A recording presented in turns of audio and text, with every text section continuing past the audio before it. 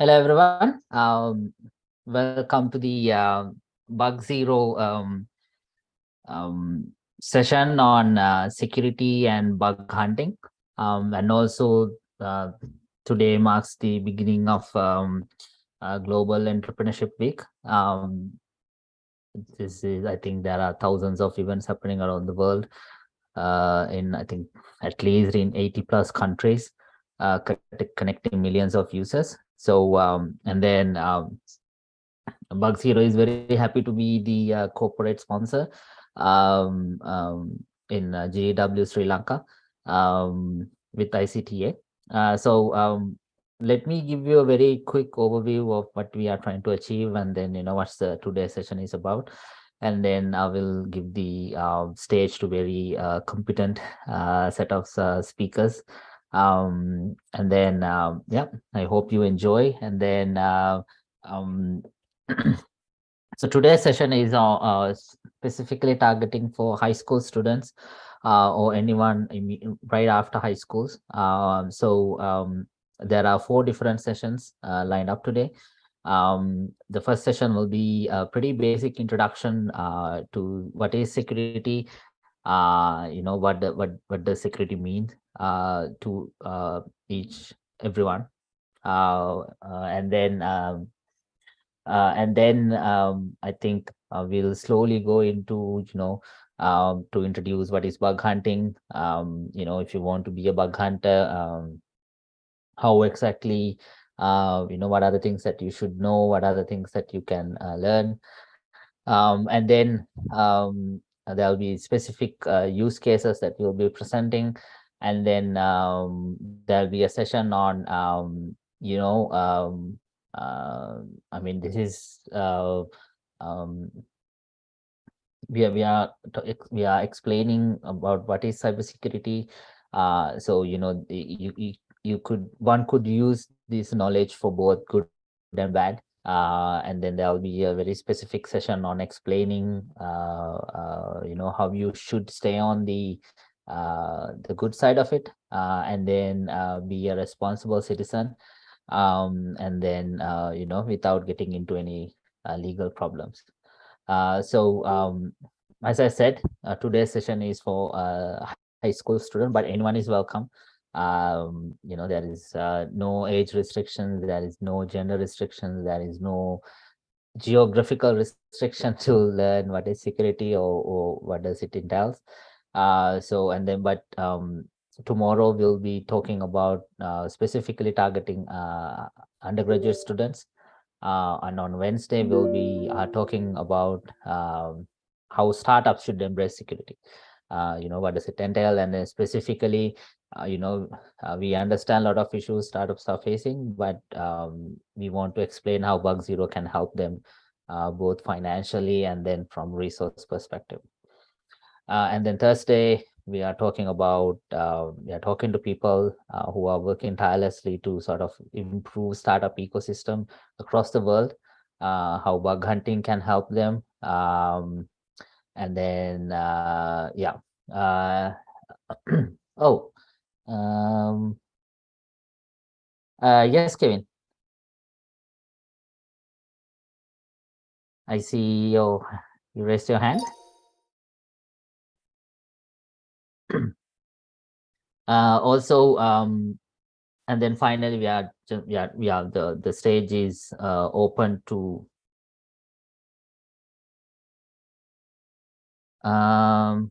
okay.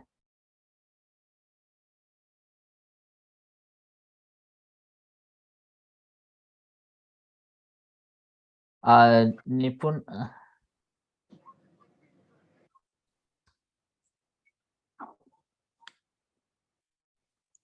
okay. Um, Hopefully we can. If you have any questions, you can just type it here. Or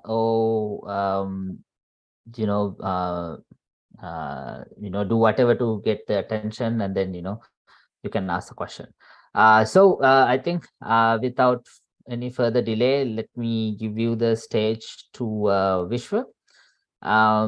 He will explain what does it mean when you say computer security, what does it entail, and then how it could affect you as an everyday user, or a student, or a um, professional worker, or someone working in the industry, or any industry for that matter.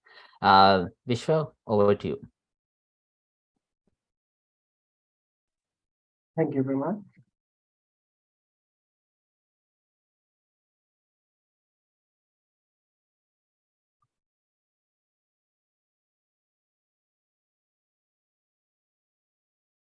So this will be our session on introduction to computer security. I hope that I'm audible enough.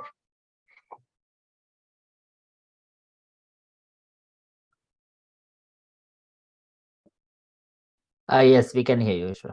Okay. Okay. Introduction to computer security. Okay. First of all, who am I? I'm Vatsala Vishudit. I'm an undergraduate at UCSC. I'm interested in computer security and related topics, especially on blockchain. Um, what is security? Let's get an example that we are familiar with and study what it is. So your home, imagine your home, and you live in a rough neighborhood, constantly being robbed by burglars. How could you protect your home from burglars then? But you could secure your doors with quality locks that burglars cannot break. What about roof? Is it secure as you thought it would be? What about your what if they dig under your ground and come to your house? Possibilities are endless. So what is security? We can say protecting a desired property in the presence of an attacker. So far, we haven't talked about how real world property is breached. What about computers? How a digital information is secured on an electronic device. Computer security, cybersecurity, or information technology security is the protection of computer systems and networks from information disclosure, theft, or damage to their hardware, software, or electronic data. Finally, disruption or misdirection of services they provide. This definition is from Wikipedia. And from University of Pennsylvania, there has another kind of definition with confidentiality, integrity, and availability, commonly known as CIA triad. There are many definitions on computer security. Since it's a field that is so common and everything is applicable to security, these definitions are different from each other. That doesn't mean they're wrong. Just as a house, in computer security, we have both physical security and information security at hand. We have to protect the data and the devices. We have physical security, hardware security, and software security. Also, they have like communication security. All this to protect the information we use. How could we protect all these aspects in computer security? Typically, the easy way to do is like take security as a manageable layers, so we can focus on fully. As an example, let's say you have safe with 1 million cash on it, and you need to protect it. You wouldn't leave the safe in the living room. You would keep it very close to you in your room. You would keep it in a safe inside your cupboard in your room. So if a burglar comes, he or she now has to go through all these doors and safe to get the money. This is where the defense in depth concept comes in. You can secure your information and valuables in a layers of defenses and secure them deep enough so an intruder cannot simply grab them and went away.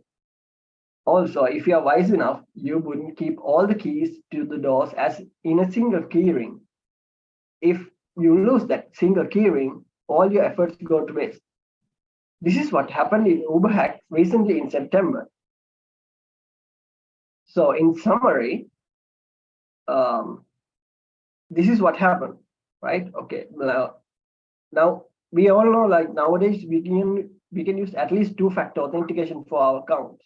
If someone logs in this into a service they are trying to access. For example, Facebook send a PIN code to a mobile number registered for that account. Then we put the PIN to the login screen of the account. This is an example of 2FA request from Google. If you have seen this screen, you know that without the codes, there are nothing much you can do, even if you know the password of that account. So that's extra layer of protection that we talked about. An extra PIN or code that keeps an attacker away from getting access. In the Uber attack, what happened is they repeatedly requested that these MFA codes, these PIN codes, and they confused the Uber employee. Imagine that you are the Uber employee and you have hundreds, maybe thousands of these PIN messages like these, and these are coming like very rapidly. They are coming like your phone is ringing. And at some point, you will be tired of this buzzing of the phone. This is what happened with the Uber employee as well. The attacker pretended to be an IT person on Uber and asked to approve the login from the multi-factor authentication so that the message would stop. Like, he asked to help you to approve his attack so that the messages would stop. A good example of this would be knocking at your rich neighborhood's door at 3 a.m. and they to open their door, and they open their door just so they can sleep. Okay, now they have access to Uber employee account, right? It should be okay if they use good security practices on the organization level, but unfortunately not. That account had all the access code for all the Uber infrastructure, something that should be kept secret. It's like when the burglar breaks on the living room, all your other rooms are locked, but the key ring with every room key in the living room, making it very easy to get the money from the safe. If you want to look more into this, there's a principle called least privilege, where an employee or device get the minimal privileges as is needed. Very important in securing an organization. You don't give a janitor of bank, the key to the big safe. So let's talk about securing an example IT company. So as we talked, like there are physical security, software security, hardware security, and communication security. Physical security, we can use access cards, doors that are locked with either key cards or biometric security, secured floors that are monitored and specially made for sensitive information and development. But too much physical security or any security will discourage an average user too. Let's say your company uses biometric door every 10 steps taken.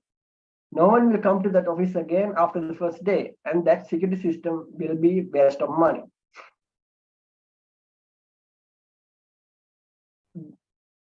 Now we come to the hardware security. Now this is an advanced topic in security where actors use unusual hardware faults to gain access to the system, reveal encryption keys, and so on. Normally, an average user is not exposed to these kind of attacks as these are highly niche and for high-profile targets. Now we have come to an important aspect of security, software security. With the internet, there's no really need for a threat actor to be on premise if it's not really necessary. With vulnerability or manipulation of the user, he can gain access to the system with the malicious intent of gathering information, even something not knowing the password of a logged in user. So it's good to get knowledge about keeping good password practices, like not doing password reusing.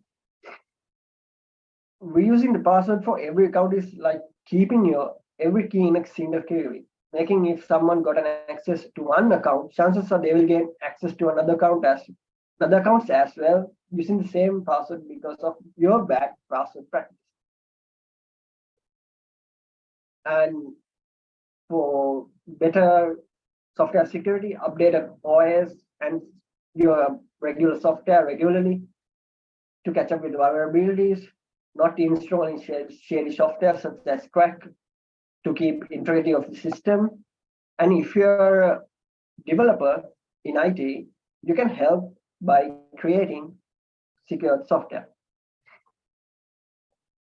Finally, we come to communication security. These are for our network administration personnel. What you do is you basically monitor everything in the network and flags everything suspicious. It's always better to use proactive measures rather than being reactive on an incident. So we talked about now how to secure an IT company in very brief details. This approach can be used to secure similar institutions, even your home. You just have to go step by step, protecting the layers from known threats. As always, everything comes down to cost-benefit analysis. No one is 100% secured in this industry. Even from a miracle, you are 100% secured from threats that are available today. In the dawn, there will be new attacks that you are vulnerable. Best and wisest thing to do is wasting the attacker's time so that they give up. As a person, let's say you have 4 characters as your password. This password is breakable instantly with the power of computing today.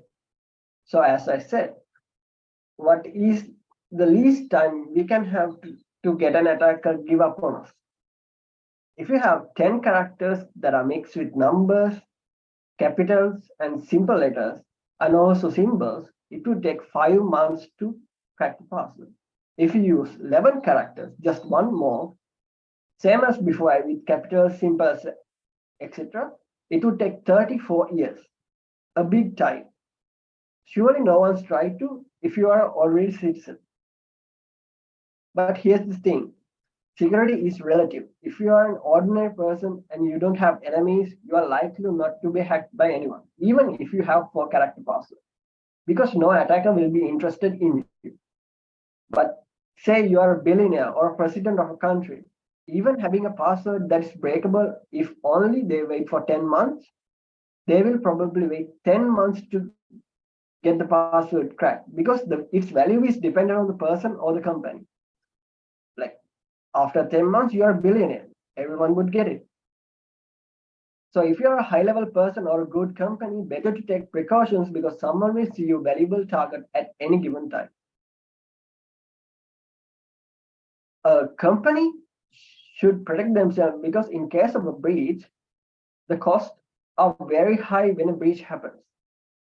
Having a bug bounty program or funding a security program in-house is like having insurance on a house. Because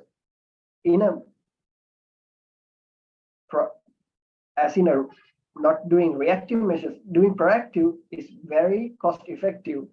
When an incident happens, you can either remove the incident prevent it from happening completely, or you can minimize the damage it does with your measures. You might now think, how would you get started on this field? Are you the right person? Are you capable enough? So many questions. I take this house example again for this. There are like a couple of people here. And if I tell you to bring something from a living room of this house while it's totally locked down, everyone will act in a very unique way. Some will get access through the front door. Some will use the windows. Some will dig through the foundation. Being creative is one big qualification for being in the security field. Sometimes if you want to protect your house from burglars, maybe the best way is to become one. Think like a burglar and see if you were one, how would you rob your own house?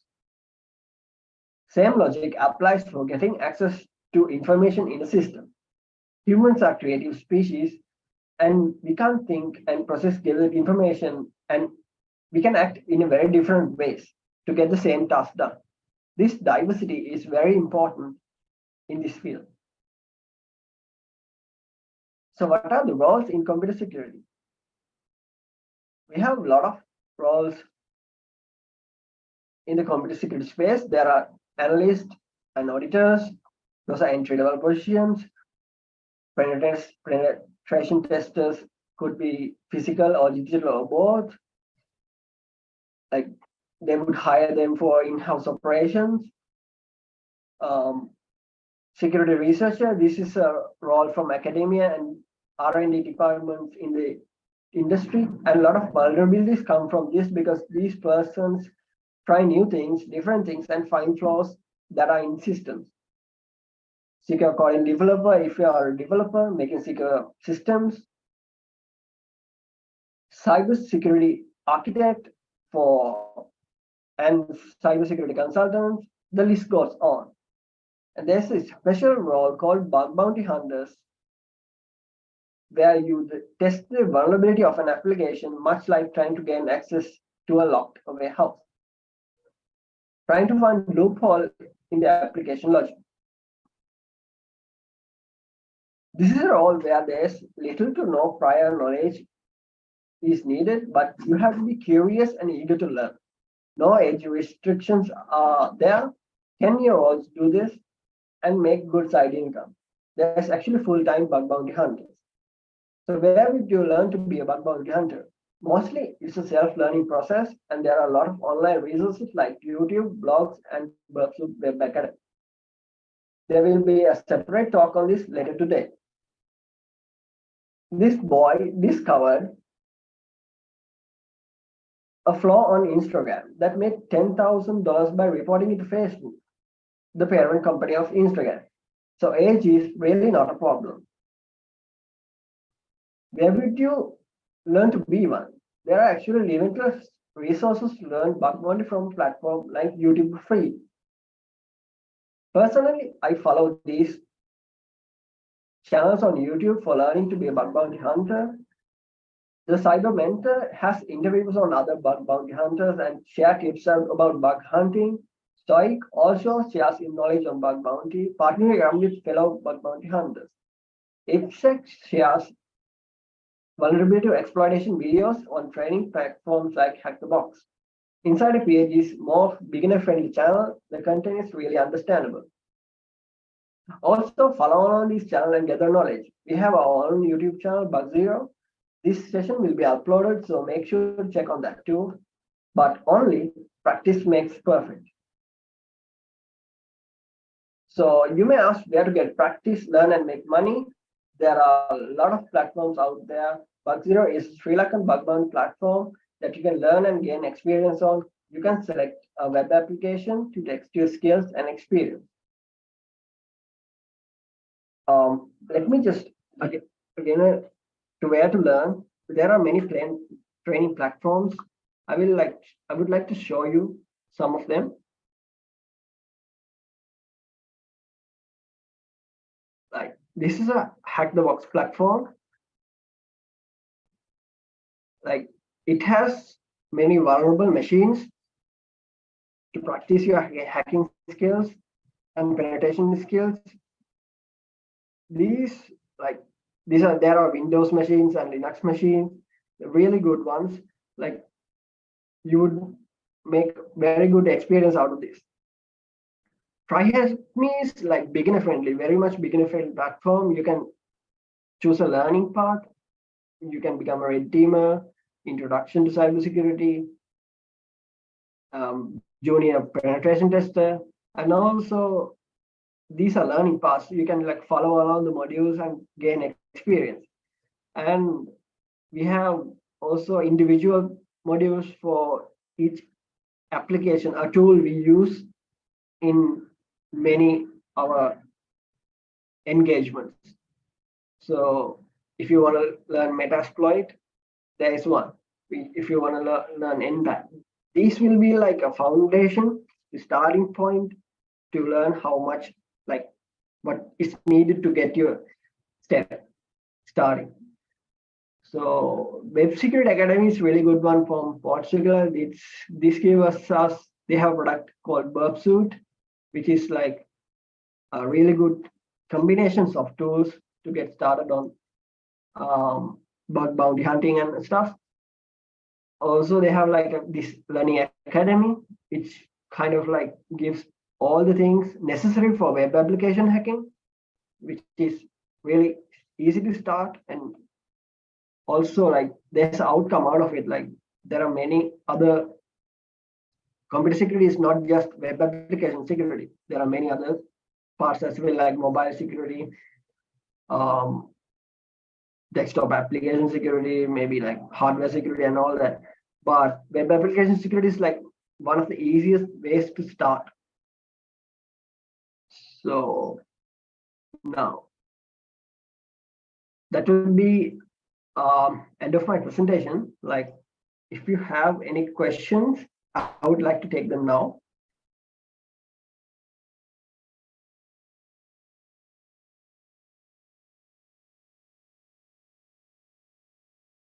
You can use chat if you want.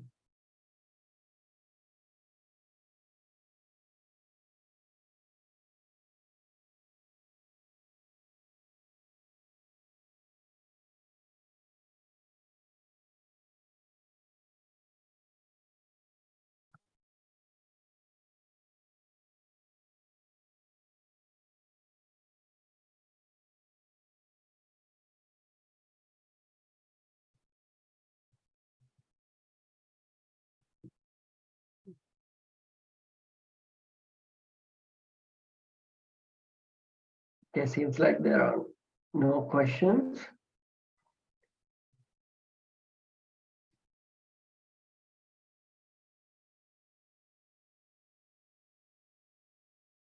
Let's move on to the next episode of our sessions. Over to you, Nipun. Yeah. I think Dr. Pripal will drop in and some. Thanks, Vishwa, for the. I think that was a pretty informative session. I think I just want to add a few things to what Vishwa mentioned. I think when security sort of came into the attention or to the general public, it was all along like viruses, like, my computer might get hacked. And then, I mean, there's an old saying that, virus can get your computer, but, it can't really harm you. But I think we've passed that stage couple of years ago. The breadth of computer security has actually, reached every single domain that is out there. And then, let me give you a few examples to sort of show you that, how impactful this computer security can be. I mean, as an everyday user, from an expert techie to pretty much like an everyday user, computer security can be very influential. So I think a couple of years ago, I mean, Vishwa very correctly portrayed, how you should guard a house, and then, how it can sort of tell you what the computer security is. There are also cases where, um, you know, with the latest advancement, for an example, if you take the modern car, I think it used to be a mechanical object. It still is to a great extent, but now, you could I think recently one of the prominent a person from automobile industry mentioned that the nowadays car is a computer running on four wheels. And then what does it entail? Many of us aren't really aware of it. And then, I mean, there's no need to panic just because it's a computer, but people have shown that they can actually disable brakes while you are running, while you are driving on a highway. I mean, they don't even have to physically access your car. They can actually remotely disable your vehicle. And there are really suspicious cases where in US that, there were certain murder cases happened, and then towards the end of the incident, there were a lot of unexplained speeding, unexplained erratic behavior of the vehicle that can only be explained by someone remotely managing the car. So that's one aspect. And then I think 5-6 years ago, there was a case where someone hacked into the Wi-Fi of an airplane, which is pretty harmless from the face of it. But one thing that not one thing that's not sort of hidden from everyone is that the airline Wi-Fi network is actually connected to the more sensitive CAN network, which is called content addressable network. Why this CAN network is this CAN is sensitive is that most of the sensors of the airplane are also connected to CAN. So you could imagine that someone hacking into the plane Wi-Fi means that someone can also mess with the airplane sensor data, which could be very fatal. Someone can. I think there were quite few movies came out, like messing with airplane sensors, and then sort of changing the altitude, changing the airspeed could actually be pretty fatal. So those movies are actually now reality. You can actually do that. I think there was a Die Hard movie that actually tried that, but that was in 1990s. But it's a reality now. You can actually do a damage like that. And then so again, this is a pretty harmless thing, but it could be pretty fatal. And then given how technology sort of like invade the health tech, there are I mean, for a very long time, I mean, I think people were benefiting from the advancement of technology in the health tech area. I mean, the simple case is pacemakers. There are a lot of people in Sri Lanka, around the world, that have pacemakers inside their body to make sure the rhythm of the heart is actually in the acceptable range. There are many conditions that could actually make the heart go into an unacceptable region. So the objective of the pacemaker is to make sure that doesn't happen. But the pacemakers are also again a software code. It's a pretty small software code, and then there are a lot of pacemakers that sort of like receives updates over Wi-Fi. The question of Wi-Fi is that, again, it's another threat surface. A threat surface means that a sort of a mechanism that someone can hack into. And then over and over again, there are cases that people have demonstrated that they can actually hack into a pacemaker through a Wi-Fi, and then mess with the pacemaker. So you can imagine that a malicious actor can force the pacemaker to have the beat lower than the acceptable range, which could make the person who's wearing the pacemaker's lives very miserable, or could have a very high rate. In either case, it could be very fatal. I mean, that could result in death of the person. So these were pretty. I mean, these cases were, I would say, at best poetic a decade ago, like you would see in movies, and then scare you as part of the movie, but not anymore. I mean, these are things that people have shown in the real world that they can do it. So it's pretty scary. So I mean, the reason I'm mentioning this thing is not to scare you, but to sort of tell you why it's so important to, prepare yourself, at least sort of get yourself, um, make yourself aware about all these things. So, that's the step one. So, you are one step ahead of many people that are not aware of these things. And then we need a lot of people on the defense side. I mean, this is an arms race. Um, there, and then before I talk about the arms race, let me also give you a few examples that affect pretty much millions of users every day. Spam.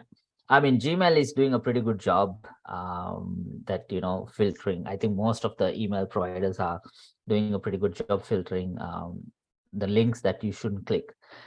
But these people are also getting clever.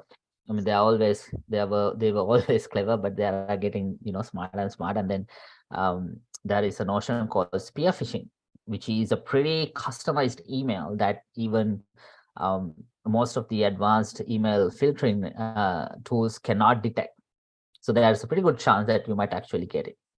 They might actually pass through the filtering, and then, you might get the link. And then the other case is SMS. I am not aware of any sort of a commercial, publicly available service that actually uh, sort of do the same sort of service as spam filtering. So using an SMS or WhatsApp message, you could still get a link, and then these messages look really real, even for a professional, even for someone who is in security. It could take a minute to figure out whether this is an actual message or a fake one. So the danger of this is that many people would fall for it. And then I'm not blaming them because these messages look really real. But the danger of it is that once you click, it could, if it is a malware, or if it is it could be a piece of code that could actually steal your credentials stored in your phone. And then when I say credentials, it could be basic as, username and password, or something that you would use to get into a system. And then in certain cases, that would lead you to a website that would look very real to your bank or to another system that you would log into. And then, there could be very, very tiny, subtle changes that would tell you that this is not the same site. But given how busy everyone are, given how most of our daily routines not evolved in now, thinking about our security, it's pretty easy to sort of miss those subtle changes. And then, you would enter your details to a site controlled by them. So, you are not logging into your bank, but you are actually sending your username and password to a hacker. So security, the reason why I said security is an arms race is that there's not a single system on earth that's perfectly secured. Every single system um, has been breached. You name it, like, most sensitive systems, military intelligence networks, they've been hacked one way or the other. I mean, there are a lot of threats that I don't want to get into, but my point is that the um, the reason why we're actually doing this series of sessions is that we want more people on the defense side. There will always be people on the malicious side with a malicious intent. So we want people from the defense side. So even from a basic mathematics, that you would have 10-15 people always trying to hack you, or do something malicious. But it's always good to have maybe 100-200 people with a good intent, trying to find them, and then trying to find the loopholes that they are going to exploit, so that the cost for a malicious first person to break in or hack into your system is going to get high. So at the end of the day, the best that you can do is to sort of like, discourage these people, these hackers, to sort of like, do the bad things that they are doing, sort of increase the cost of what they are doing, so that eventually they would, they would stop doing, or they would go after someone else. And then, um, hopefully there will be a set of other defenders helping that other victim as well. So my point is that, again, this session is not meant to, after the 4 hours, we don't expect you to be the security expert that, you can go around and, um, consult people. But you can, I mean, you will get knowledge, but the objective of this session is to create awareness, and then show you pointers. I think Vishwa mentioned a lot of links, a lot of sites that you can start learning from, and then all the sessions that follow up, Nipuna, Buddhini, Nisuru, they will also tell you things that you should know, that things that will help you to know. And then another thing that I think all of us will reiterate many times is that you can always reach us. I'm going to put an email address that you can use to sort of reach us. It's support@bugzero.io. Email us anytime. If you have questions, if you have any concerns, we can help you through. We can help you. We can guide you through to, if you are learning, we can help you with content. We have a lot of contents. You can also check our blog as well. The point is that security, it's going to affect you one way or another, even at a daily basis. We just don't know it. I think the critical step, the very first step, is to at least be aware of it, and then make conscious decisions. I know everyone is making hundreds of decisions every day, and then this is a burden, but it's might be a worthwhile burden, because you don't want to one day wake up and figure out that your bank account is zero, um, or you don't have access to your net systems that you were using every day. So it's important. Hopefully we'll convince you, we'll give you more sort of cues later today, and also later in the week as well.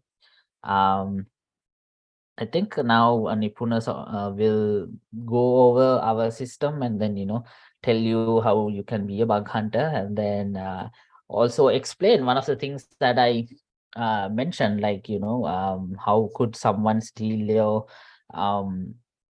credentials using a fake link. I think Nipuna went on to a lot of trouble building a simulator for you. So I think let's hear it from Nipuna. Over to Nipuna. Yeah, thank you, Dr. Kumar. Let me share my screen first.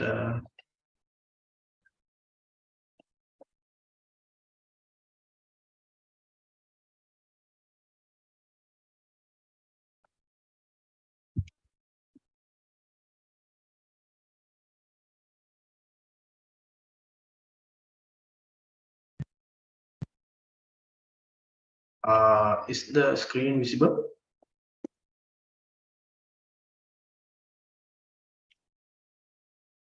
Yes, it is. Yeah. So first of all, let me welcome all of you to our session, and we held in respect with the Global Entrepreneurship Week of Sri Lanka. And so far you know who we are and what we are doing.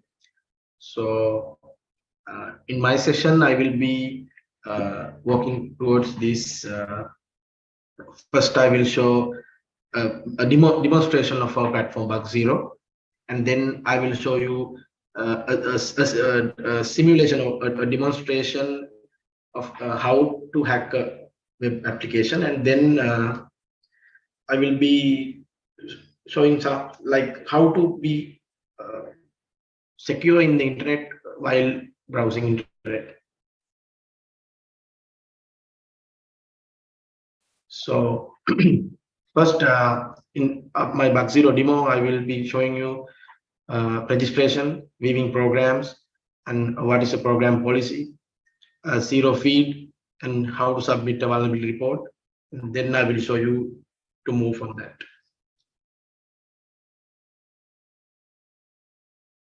So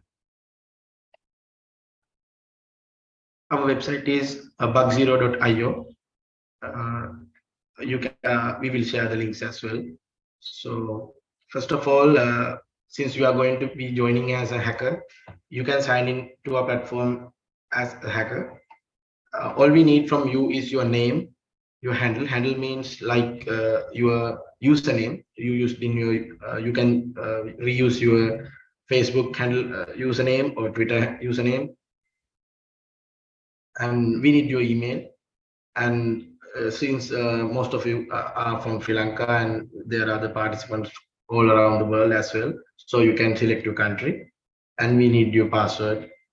And finally, we need your agreement that you are abiding by the rules, like the terms and conditions set by the Bug Zero platform. Basically, the terms and agreements are like you are adhering to the program policy of a specific bug bounty program, and you are not going to disclose any vulnerability you found on a specific bug bounty program without the prior knowledge of the bug bounty program maintainers. So let's join in using my account. Then I will show you how to move from there. So first, I will show you the programs, like what are the programs that we currently have. Currently, we have several programs like our own bug bounty program, Bug Zero, Citadel, Helakuru, Pay Here, Root Soma, and the Sri Lanka Cert program. So let's select Helakuru program.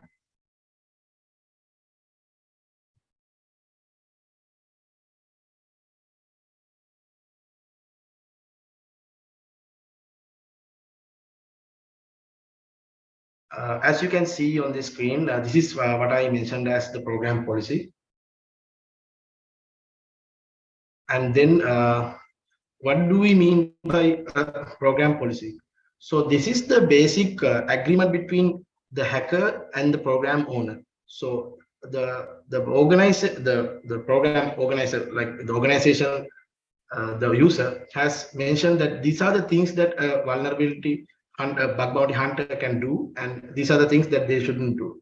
Like for example, in Helakuru bug bounty program, they are ask you not to do any DOS attacks, spamming, phishing, or any type of social engineering attacks, and any physical attempts against their platform and their data solutions. So you can read this program. Every bug bounty program has this kind of a program policy. So, and the next part is the scope. So in scope means these are the targets that you can find vulnerabilities and report. So in this Helakuru bug bounty program, they have mentioned their Android application and their iOS application and another version of their Android application. So let's see how to submit a report in our platform. All you had to do was click the submit report button, and then you can let's say that we have found a vulnerability in the Android application. So we select that Android application from this drop down list, and then there is a specific bug type. Don't worry about if you don't know what is a bug type, and we will share some links after this session with you, like resources you can learn from, run by yourself and follow with those study materials. So for this example, I will be showing like an cross-site scripting attack. So we have identified the cross-site scripting vulnerability in this Android application. So we are going to set that as the bug type. Then we can see if that the vulnerability in this Android application, how critical it is. Like if this vulnerability get exploited by attacker, a malicious person, how much will be effect, like how much it affect to the organization, like the help group programs. So from your point of view, you can select either from critical, high, medium, low, or none. So as I will show you how critical cross-site scripting can be, I will select this vulnerability as critical.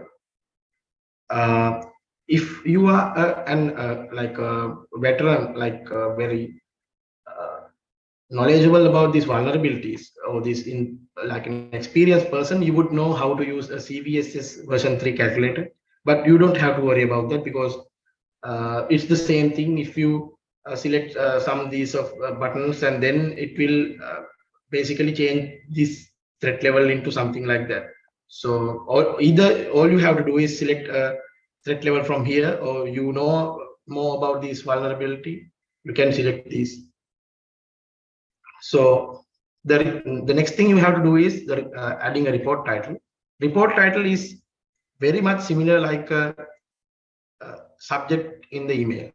So all you have to do is summarize what you are going to report in this report, and make a short but very informative title, because this title is the one that anyone who's reading this report will see first, and they will you have to write it as informative as ever, and you have to make it short as well. In the report description, you have to set what we are going to report in this vulnerability report, like how to reproduce this vulnerability. You have to add that in a clear manner, like this is the step one. After step one, you have to do this step two.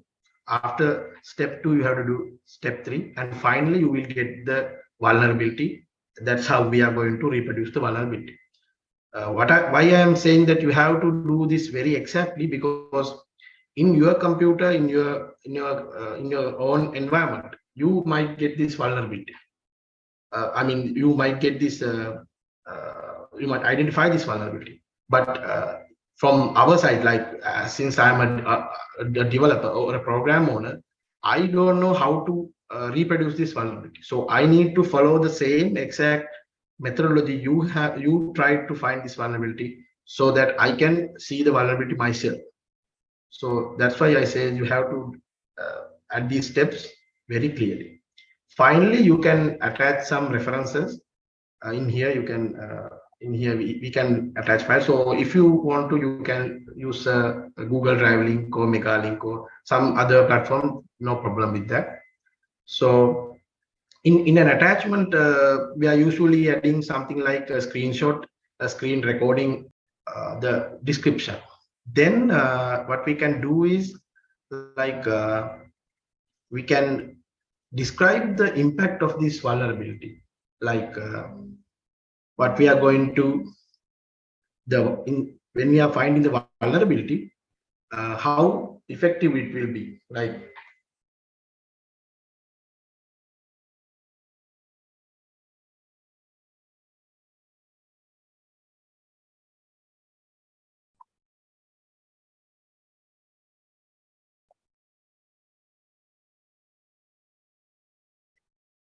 yeah, is my screen visible? Yes, it is. Yeah. Sorry. So in the impact, you have to enter that the how impactful this vulnerability will be. Like in this example, what I'm going to show you next is like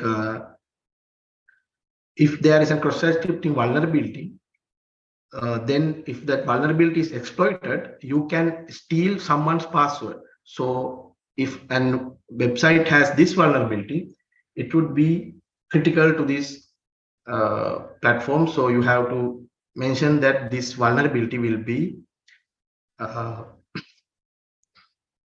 high impact or critical impactful. So finally, once you completed all of these steps, you can submit the report. And then I will show you some example.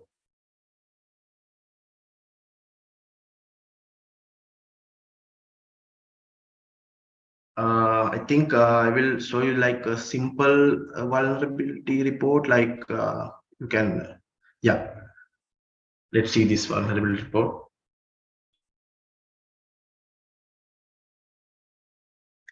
So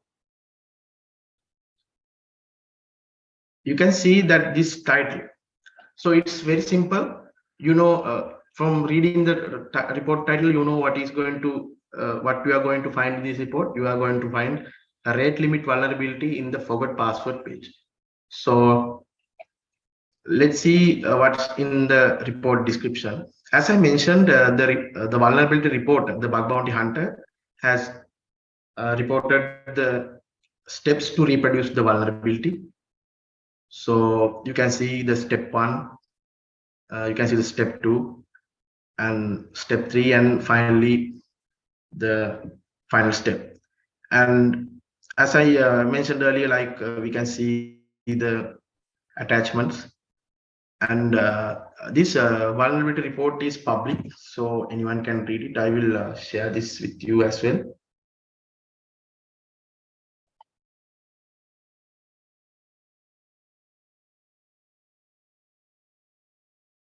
You can see it here. You can see it right now as well if you want. So that's it about the demonstration.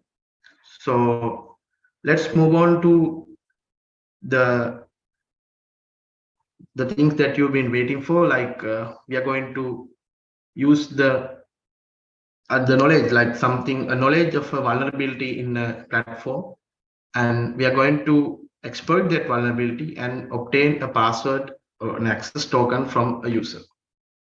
So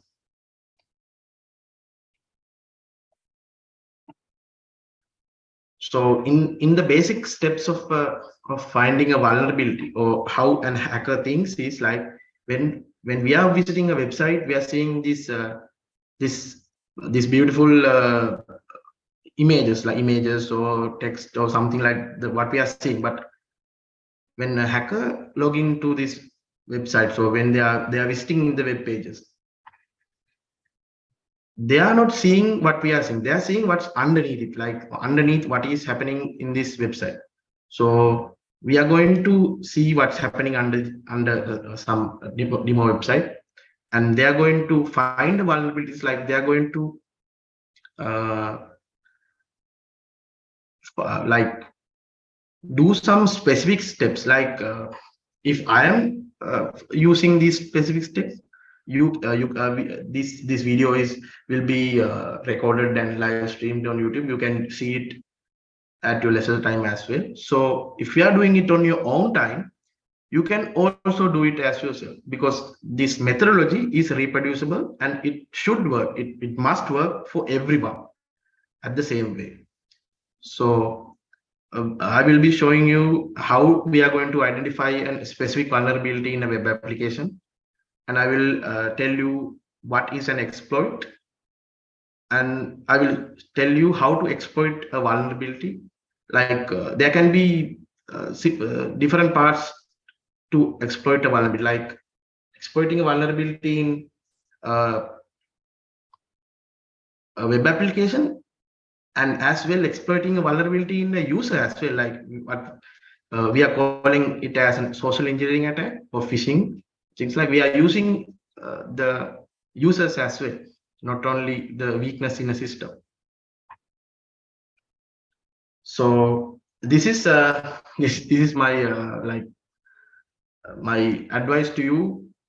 Do not try this at home. Like if you are in this example, what I'm going to show you, everything I am doing is on my own systems. Those I'm going to use some kind of email, so it's my own email, and I will be using some system to attack. It's my own system, and I'm going to use some kind of like stealing someone's uh, access token.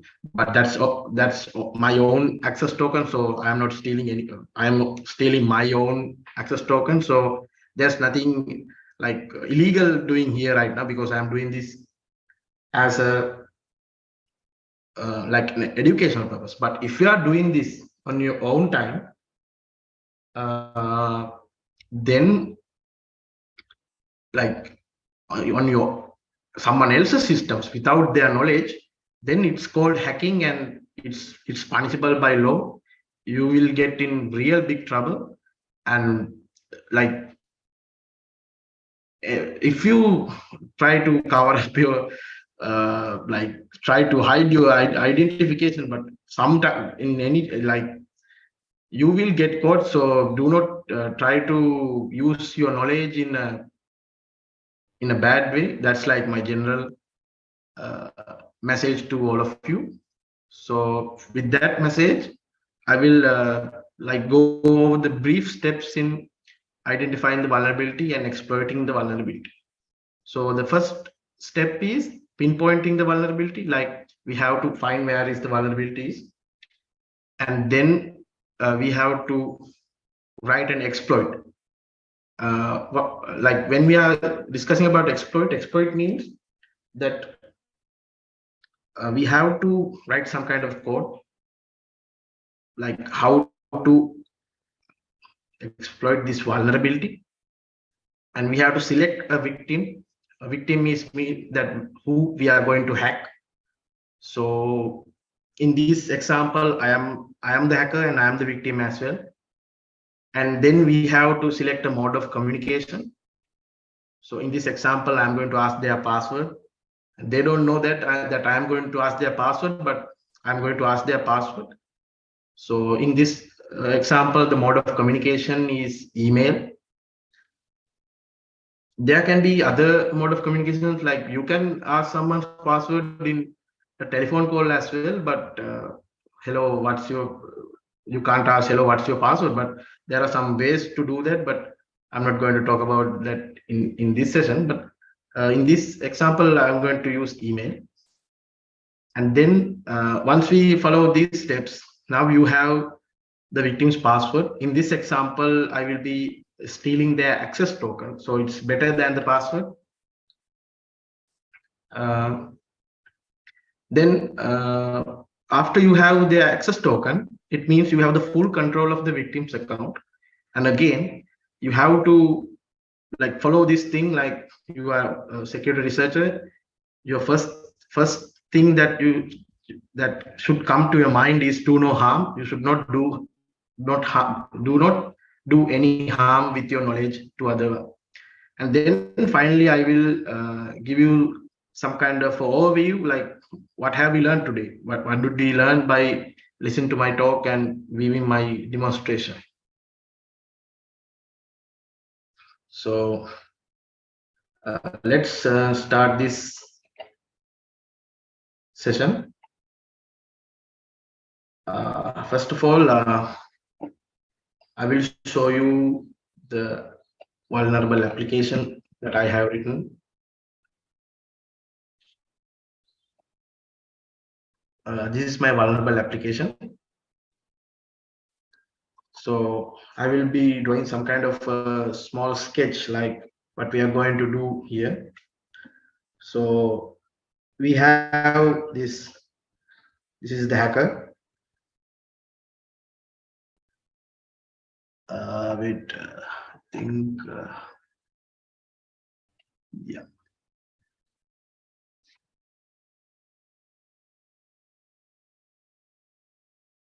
This is the hacker. So this is the victim.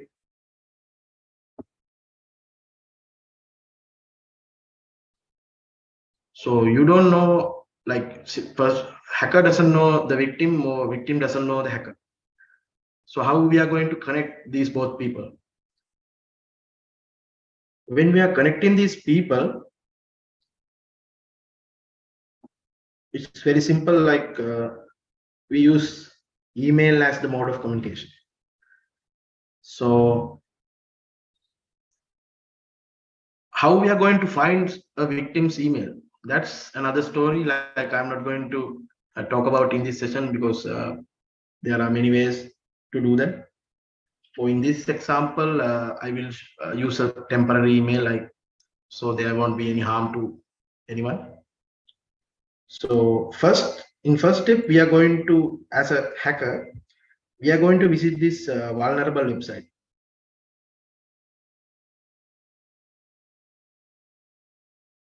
It is visited by the hacker,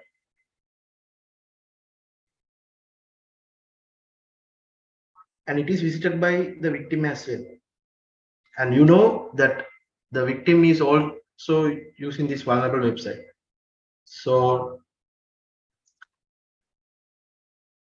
let's complete that step.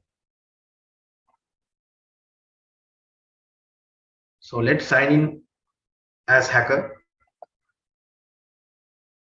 In this platform, this is a public message board. In this public message board, what we can do is we can share a message. Let's suppose as I am the hacker, but no one knows that I am a hacker. I'm look like an innocent person. So I will send this hello world message. It is seen here. So this is what we are called a username. So it can be anything. In here, I just use some random string that won't be a problem to anyone. So let's see how a victim is going to use this website as well. So I have already created a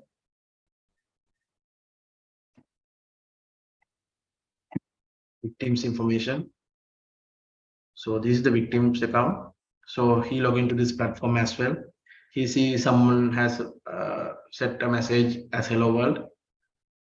So he thinks this website is a harmless website. So what he's going to do is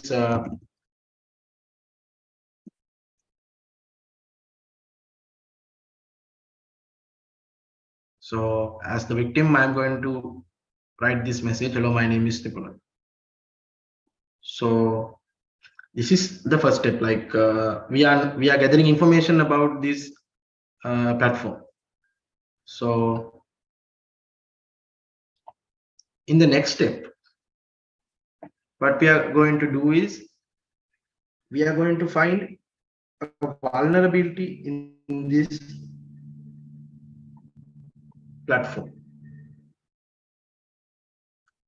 So to find a vulnerability in this platform, when you are going to see some kind of a website like this, the first thing as a bug bounty hunter you can do is like write some kind of a harmless script to test the cross-site scripting vulnerability.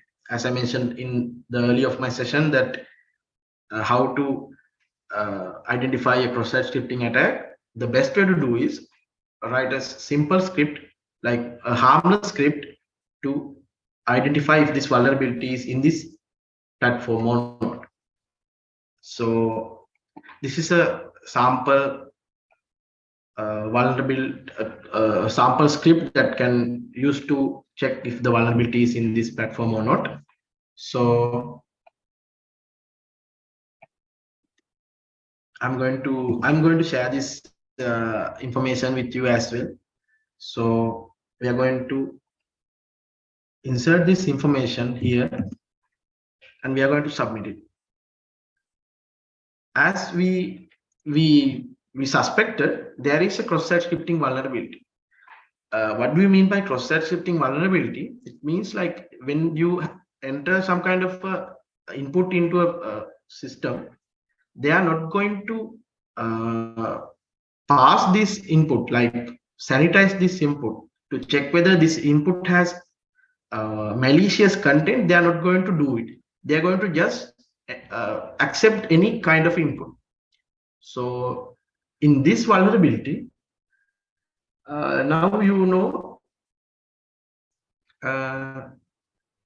this vulnerability is in this platform. So in this point, you can stop. You don't have to do anything else. In this point, you can get a substantial amount as a bug bounty in a program. All you have to do is take a screenshot of this, what you are seeing in the screen, and then you can share these with the vulnerability report. You can stop here. But since now you are not a good person, you are going to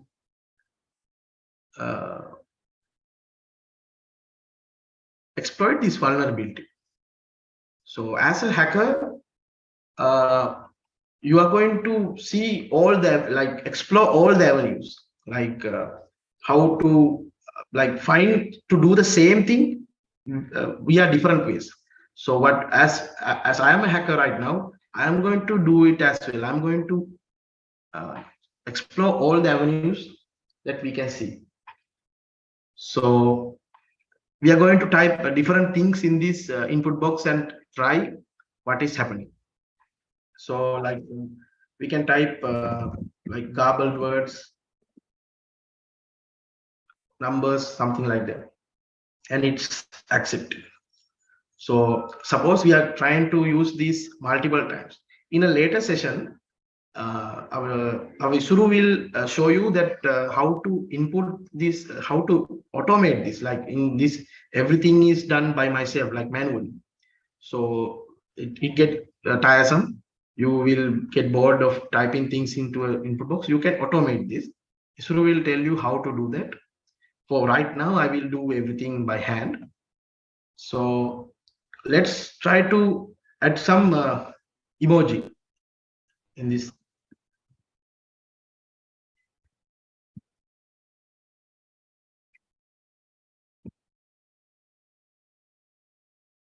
Now there you found a thing that the input has not accepted.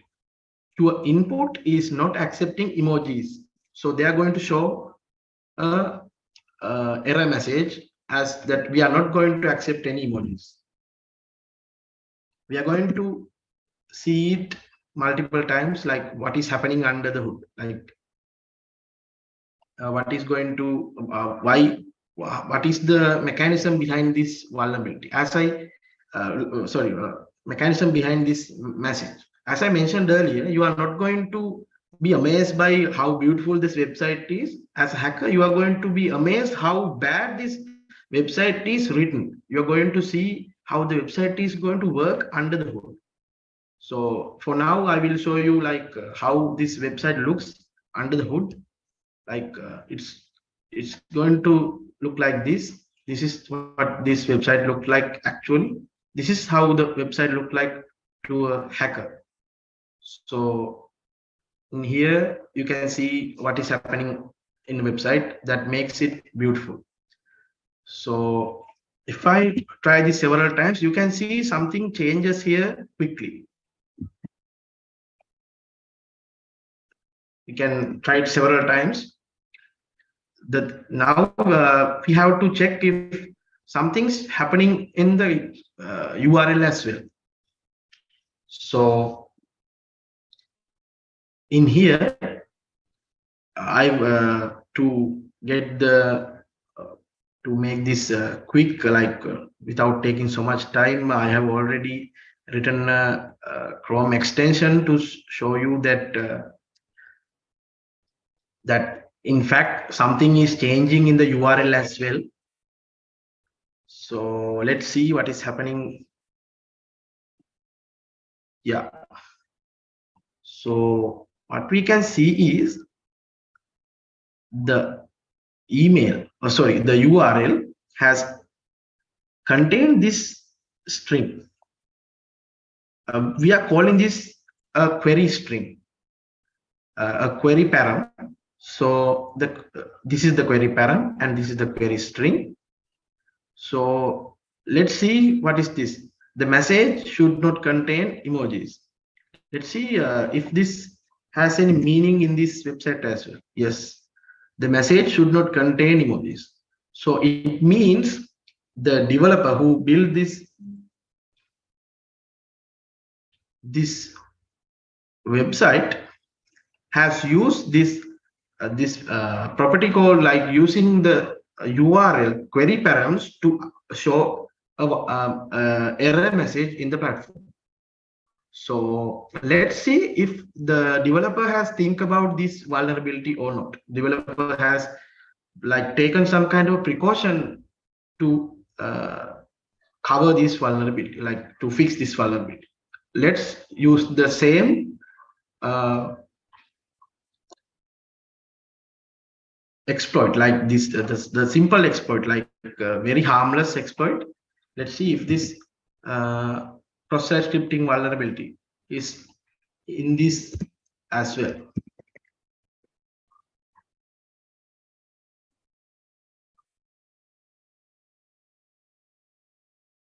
Yes.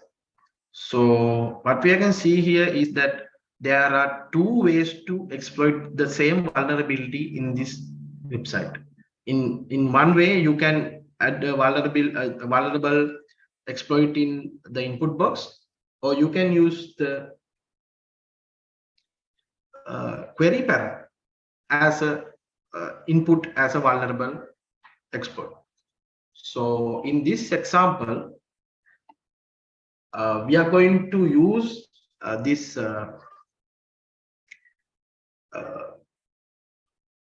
the latter part, like we are going to use this query param, this URL, to use this to exploit this vulnerability. So let's see how we are going now. In our diagram, now we have found the vulnerability. We have actually two ways to find the vulnerabilities. I mean, we have found the same vulnerability in two places, and we know there are two ways to find the vulnerability, like exploit the vulnerability. And then now we are going to use this email as the mode of communication to exploit the victim and exploit the vulnerability of the website as well. So now we are going to use this feature called, like, we are basically using the name called email phishing.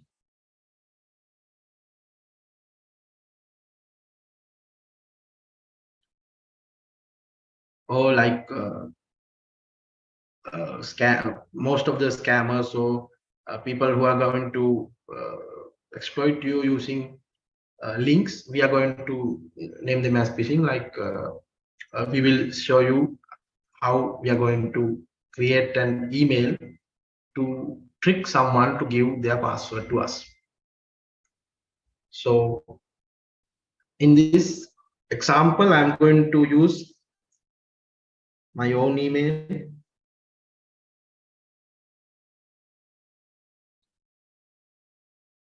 as the hacker, a fake email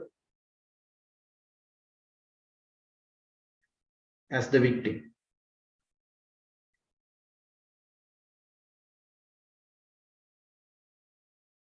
So that no harm done to anyone.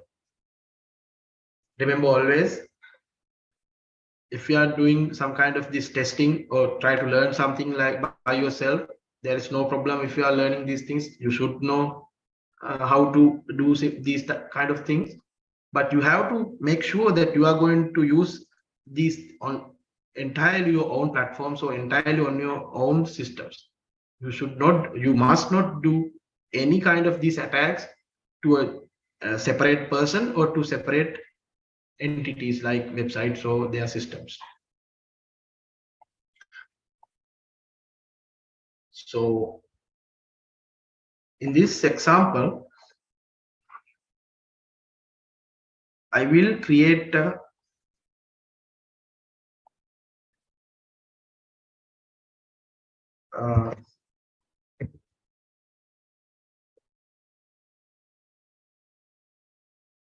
I will create a simple email.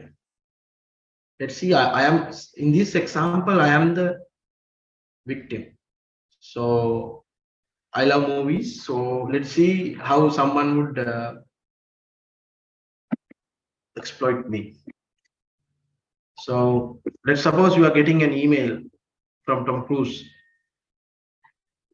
They would send this that click this link, then you will be able to like about the promo codes. So the once we click on this promo code, I think that the victim thinks that if we are going to click on this link, they will get a promo to see Tom Cruise latest movie. So at first I will show you like a harmless version. It's not actually harmless, but in this example, a harmless version of this phishing email. I will be using my own email. And now I'm going to use a temp mail. Temp mail is a fake email, like a temporary email generator, so that there won't be any problem that you are using this email. I think you can see already, and like this is one of my test emails, so you don't have to worry about that. So this is the let's suppose this is the victim's email. So right now this is also me, so there won't be any problem. So let's see, the subject we will use is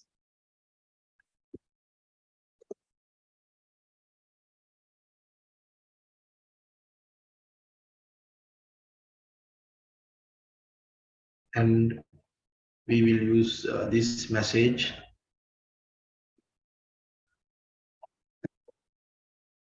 And then we will use this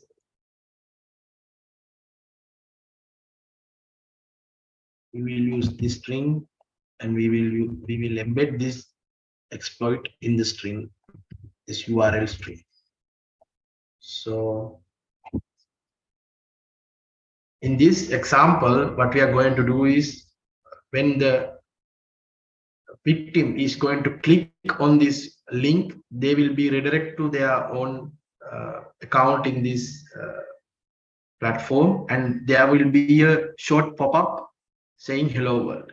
So there won't be interaction with the system, or there won't be any harm to the person right now, but we will later steal their access token.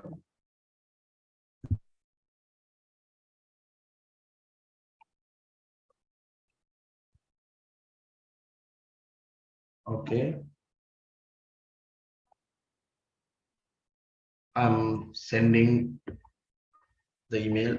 Let's wait until the email is received.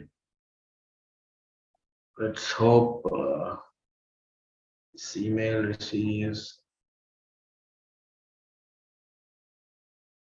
Yeah, the email received. Is the hello from Tom Cruise. Yeah, as you can see, like in this example, you see my name Nipuna Veerasekar and my email here, and you see that the subject is from Tom Cruise. You know exactly this is spam, or this like a phishing email. But in reality, we can spoof, like use someone else's email as our own email. I'm not going to show you how to do that in this session, but we can send you an email as Tom Cruise, as well as like impersonate Tom Cruise. You have to have a sharp eye to find if this email is exactly from Tom Cruise, or if this email is from a scam. So here's the link. Now I'm a big fan of Tom Cruise and I love his movies.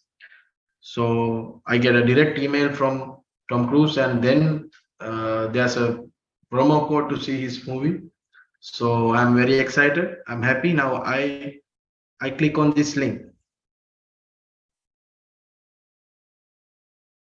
here. You can see that hello world pop-up is here. So it means the phishing attack is successful. but actually there's nothing happened under the hood right now. But this shows that a phishing attack is possible in this platform. So let's move on how to stealing, like how we are going to steal his the victim's access token.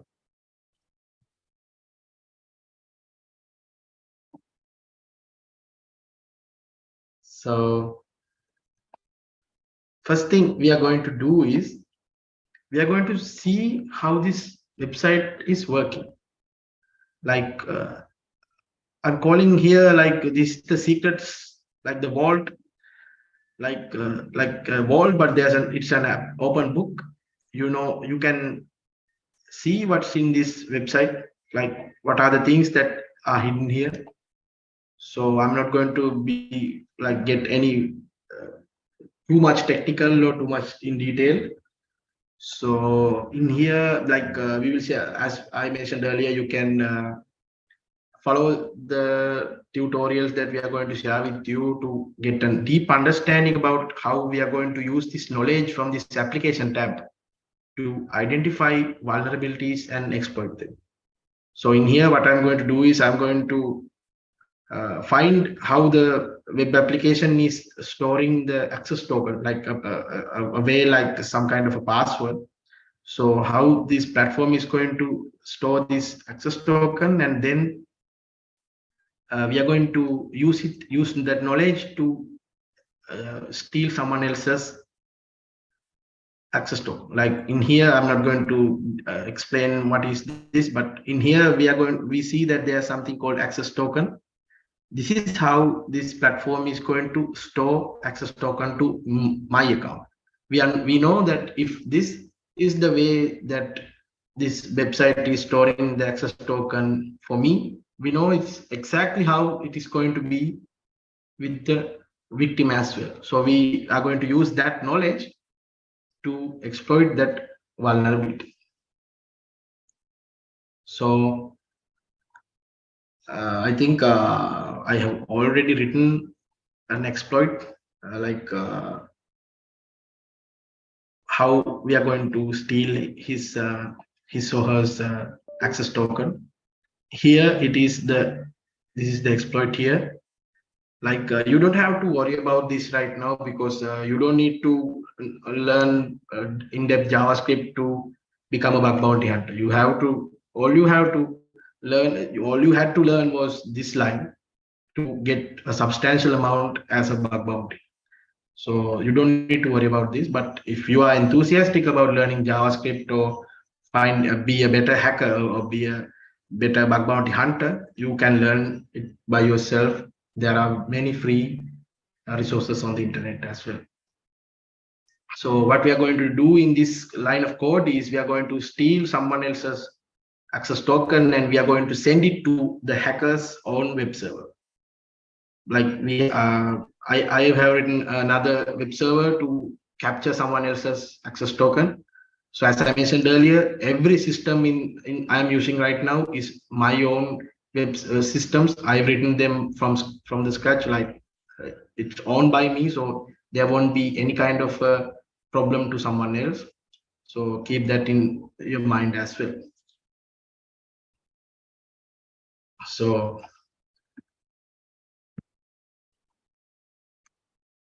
I'm going to start my server that I mentioned, my web application that is going to use to steal someone else's access token.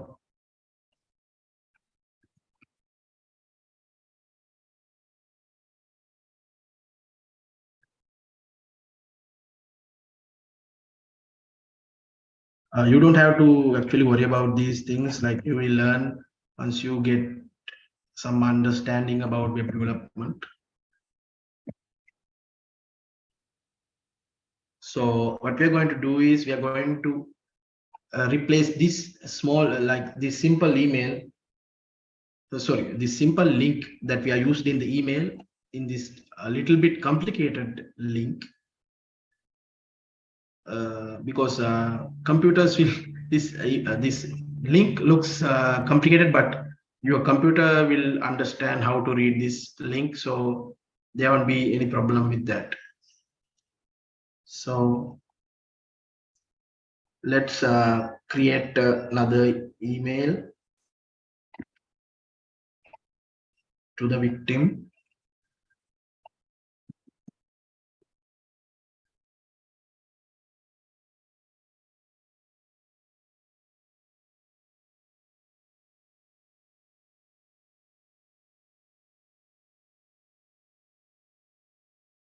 So I'm writing another email here.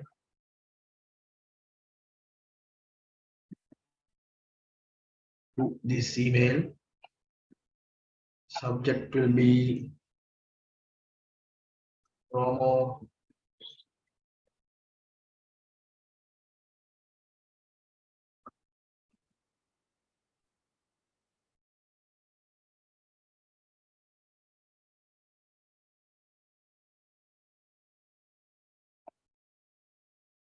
So we are going to use this link.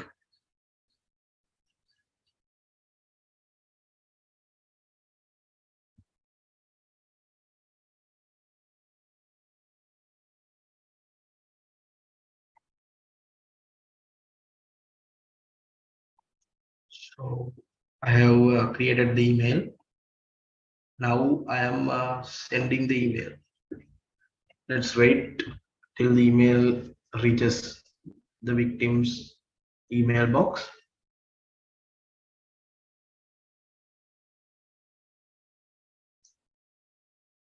Yes. So the latest email we received that promo to see my new movie. So can see that this is the exact same email that I received earlier, but the link is different. So let's click and see what will happen. So you, in reality, like in general, you would see this kind of link and you would click and you see like very garbled codes in this line, and you wouldn't care, like you don't really care that what's in this URL. You are going to click and see what is going to happen. So let's see, there are two things happening under the hood. You are seeing this and you see there's nothing happened in this. There's actually nothing changed in your view. You don't know what happened. But in other way, the hacker has already stolen your password, like your access token. So here we see the your access token. This is the access token. This is everything. Like if a hacker has this, they have the entire control of their account. Now I have my now I have my own account, complete control. Let's suppose I am also the victim. So now I have the victims complete control of their own account. So in this example,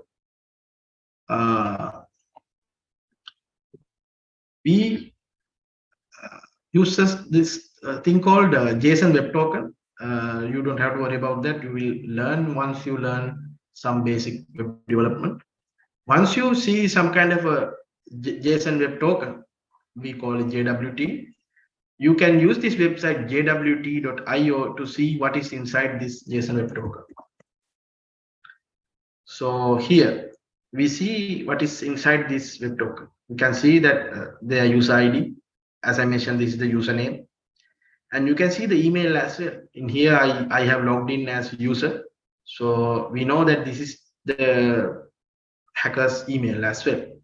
So we know we exactly have stolen the access token of a victim. So in this way, if we move on to this diagram, we send the email.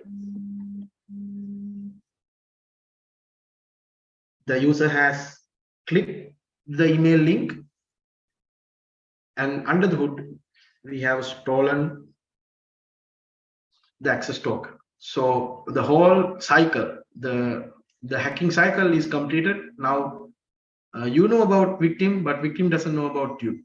So that's the danger behind this. I will give you some kind of general instruction on how to be secure from this kind of emails as well. For in this example, now we have the access token. I think I have 10 more minutes. Now we have obtained the victim's JSON web token. We have the complete control over the account. Now we are going to change this. Let's wait. So my name is.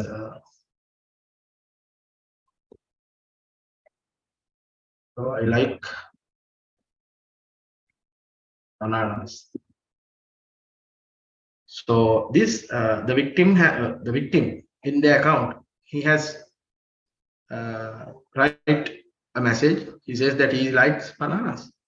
So as the hacker, we are going to change this message to something else, that without the knowledge of the account owner, to demonstrate that we have the complete access over their account. So for this, I think you don't have to worry about the things that I'm going to do, some kind of an advanced things. Some might know about this as well. What I'm going to use is we know that this platform is developed using Firebase. So we are going to use an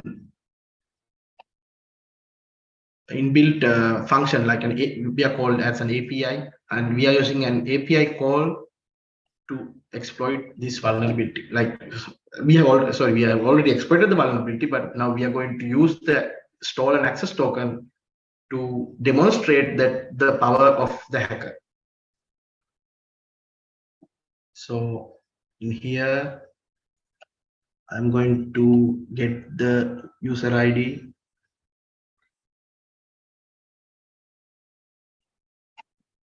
Is the user ID. I'm going to change this as the user ID. You don't have to worry about what I'm doing here. I'm just going to use some kind of predetermined steps to change someone's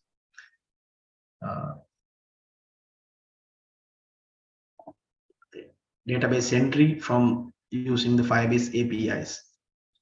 So this is the access token. We are going to change the access token to this access token, and then we are going to change the message. Yeah, I'm going to change this message, hello, I like bananas, to this message, I am the victim, I got hacked. So if all goes well, we can see that the hacker has changed the message. Let's try. Yeah, we got the status 200 OK. 200 OK means that the Firebase server has accepted our message. So let's see what's happening in this. Yeah, you can see that I am the victim, I got hacked. So this is the entire the things that I wanted to show you. If you move on to this diagram, we first we understand the website, we found vulnerabilities, we learn how to exploit these vulnerabilities using emails, and for that we use the email phishing. And for this example, I used my own email and a fake email, so nobody would get hurt. And we contacted the victim, and we sent there a link. The victim clicked that link, and then we obtained his access token. And then to show that the hacker has gained the complete access to the victim's account, I demonstrated you how to use that access token and change the victim's message. So this is the entire thing that I wanted to show you in this session. So I'm going to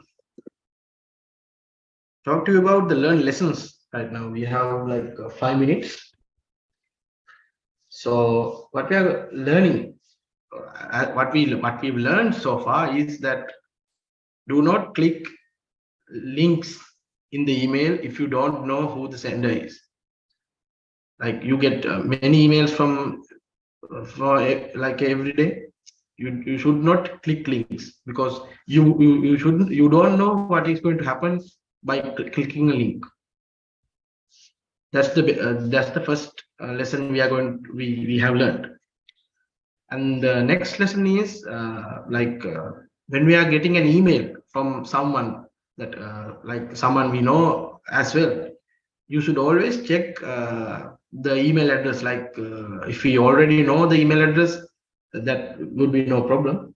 But if a new email, you have to like be careful with the content. Usually, some of the, like if you use Gmail or some kind of other email, they would put that email into the spam folder as well. So you have to be double sure about what are you going to click on the spam, the emails that are in the spam folder. So that's the lessons that I wanted to show you that in this session, like how to be secure when you're using email. There are like in depth, there are so many other ways to be secure when you're using emails, but I think for the time being, these are very like crucial to know these things. And the final lesson, you should not try to hack or find vulnerabilities in someone else's system without their consent. So when we, as a bug bounty hunter, when we are registering in Bug Zero platform, you will see that there are specified programs in this platform. You can do like do some hacking or like trying to find vulnerabilities in those programs only and those targets only. If you are like moving away from those, you will end up in trouble, because in like hacking someone's system or they're gaining unauthorized access to their systems is a punishable offense in Sri Lanka, and it's a punishable offense in all over the world. I don't know any country that who would allow hacking as a like something that should not be uh, legally punished. So be careful, be mindful, learn how to hack, but do not hack. Always remember, do no harm with your knowledge. Always use your knowledge to help others and to make the internet safe for everyone. So that is the end of my session. I think our next speaker would be Buddhini. So I will stop sharing to allow her to share her screen. Buddhini, before you move on with your session, let me see if there are any questions. If there are any questions, please type it in the chat, or you can use our email. You can send an email here as well. Is there any questions? You can raise your hand as well, so we can let you speak. I will like give 3 to 5 minutes to like let Buddhini get prepared for her presentation, and until that you can ask questions.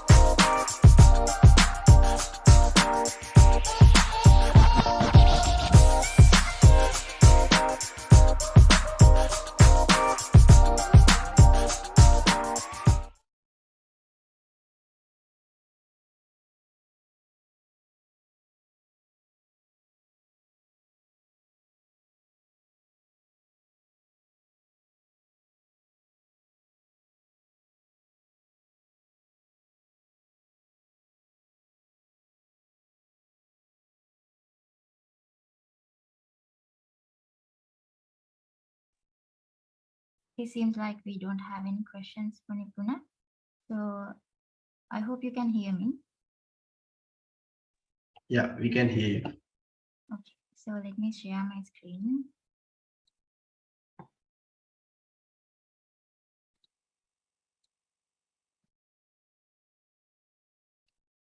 Can you confirm whether you can see my screen?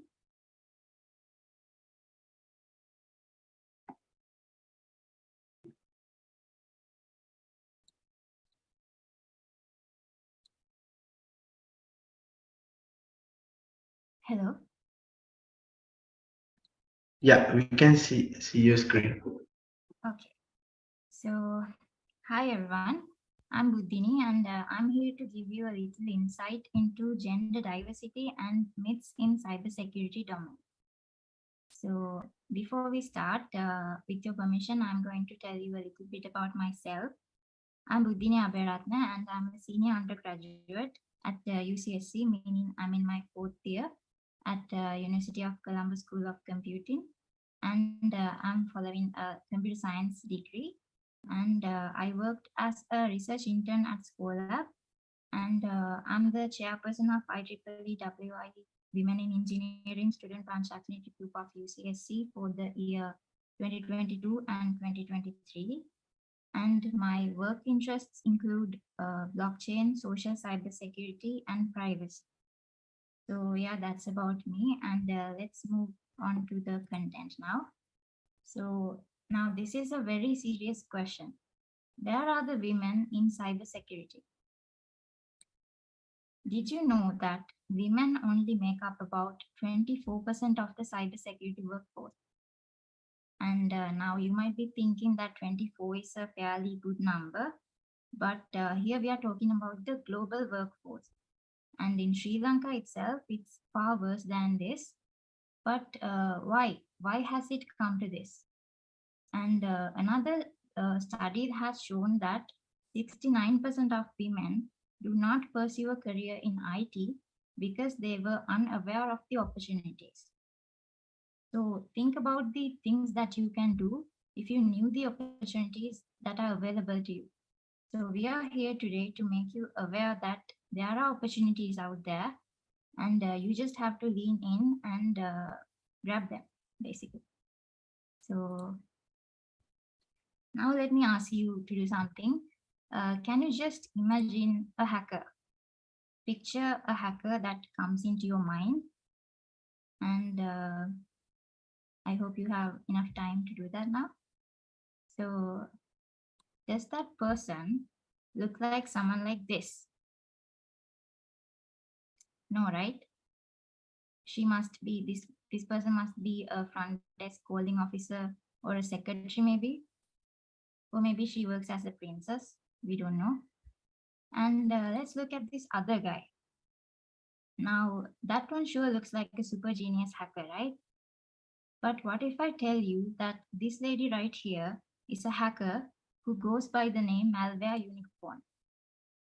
She's Amanda Russo and she works at Microsoft's cyber defense team, the MOST team. So this should be some tricky business, right? The images that we often see, if not always, see online of a hacker is assumed to be a male covered in an anonymous mask, using his computer hunched over to his laptop, maybe. And such images and the society's view that security is a male profession has unfortunately caused many to believe that males are best suited for this job as a hacker, and women do not have the necessary skills to fulfill the job positions in cybersecurity field, which is ridiculous. And not just malware unicorn, these people right here, these are all hackers, and neither of them looks like the movie version of hackers wearing hoodies, sitting in a dark room, not just talking to anyone. Okay, so now let's see why this diversity is important in the cybersecurity field. So, have you heard of this phrase, men are from Mars and women are from Venus? This saying simply says that men and women are different from each other, that we know of, and how they see the world is also different from each other. And most importantly, how they look at problems is also different from each other. And in this cybersecurity world, humans are humans are the weakest link in the cybersecurity world, and it only takes one mistake for a disaster to occur. As Nipunaya's session showed you, it is so obvious. And so, don't you think we need every possible hand on the deck, every possible different opinion of a problem to actually solve it? That way, we will be able to solve these critical problems that we have in the cybersecurity field very quickly and productively and also creatively. So that is why diversity is very important. And if the security team comprises of people who thinks in the same manner and have the same approach towards a problem, no progress will be ever made, right? So therefore, having different viewpoints and approaches will not only be beneficial, but will also lead to a variety of creative solutions. Also, another reason why someone tends not to choose a security career path is because of this imposter syndrome. And I believe you have heard the word imposters, obviously from the game Among Us, if you have played it during the COVID times.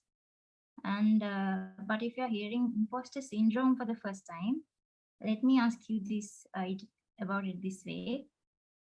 So, are you a person who feels like success is impossible to you? And do you often feel like incompetent? You're not as smart as you think you are compared to others. And but even though you show competency, you are smart, but you don't often feel like that. And do you feel like all your past successes and hard work were just mere luck?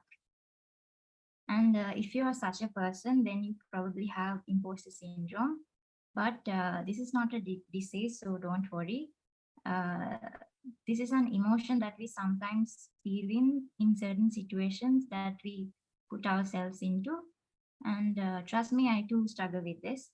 And we tend to sometimes think that what we know is way small than what others know of, and what others know is 10 times bigger than what we know. And but in reality, other people know separate things, and you might also know bits and pieces of what they know. But in this blue space right here, this space shows that the things only you know and others don't. So this is the reality, and this is exactly why your voice matters in the team, because you know so much that others don't know. And in a security team, there are these all of these people. There are coders, designers, product testers, and people who monitor systems. So not everyone needs to know everything, and this collective effort is very important when it comes to being a great, like producing a great security team. And this is not gender biased. We all get this. And one tip to follow if you feel like you're an imposter when you don't know about something, ask questions. Don't just try to fake it till you make it, because you won't be able to go any far if you're thinking like that. And be comfortable with saying, I don't know, can you teach me this? And there will be tons of people to help you out. Now let's segue a bit from the gender diversity and talk about something very important in the bug bounty area. So is bug bounty legal? And Vatsala explained to you about what bug bounty is, and bug zero is our platform is a bug bounty platform. And so the people who report the vulnerabilities to the platform are called bug hunters. And we also call them as white hat hackers. And the opposite of this is black hat hackers, who hack systems with bad intentions, with intentions to actually destroy systems. So there's a real concern here. Isn't bug bounty the same thing as hacking? Are we doing something illegal? Let's see if that is true. So hacking and bug bounty. So actually what we initially do is similar in both these cases. All we do is find vulnerabilities in the systems. But what will you do after finding these vulnerabilities? And that step is what differs. And if you are a black hat hacker, you will try to exploit the vulnerabilities. You will try to break through the system and destroy the system basically. But if you are a bug bounty hunter, what you will do is you will try to report the relevant authorities about that you actually found a bug. And still you might be wondering where do we draw the line between hacking and bug bounty? So let me tell you an example. So let's say that you're testing an application as a bug bounty hunter. Let's say you are going to use a SQL injection, which is a common attack vector. If you don't know about it, forget about the definition. So you use this attack vector to log into the system as an admin. And when you log into the system as an admin, you have all powers to manipulate that system. So once you could go past that point, that means once you were able to log into the system as an admin, in that point, you should stop your role as a bug bounty hunter. You should then, what you should do is, you should report the relevant people about that, okay, I could log into your system as an admin by doing this thing, and your system is not actually secure. But if you go any further and manipulate the database of the systems, then you are going to be a black hat hacker point blank. And more often than not, you will be prosecuted. The authorities can take actions against you because it is just another crime. So it is very, very important to know where you stand. Are you standing with the black hat hackers or the white hat hackers? And this is where actually we draw the line. So you're not excused to manipulate the systems as a bug bounty hunter. This is where another term comes up, which is the responsible disclosure. So so when you find a vulnerability of an application, as I told before, you are disclosing about this vulnerability to the relevant authorities. So this disclosure makes you a responsible citizen. That is how this word comes up, responsible disclosure. And you can inform the relevant authorities through an email or a report via a bug bounty program as Bug Zero platform. So that's what responsible disclosure is about. And by relevant authorities, what I mean is, if it's not through a bug bounty platform, we first try to contact the owners of the product. Maybe it's a web application, maybe it's a desktop application, any software maybe.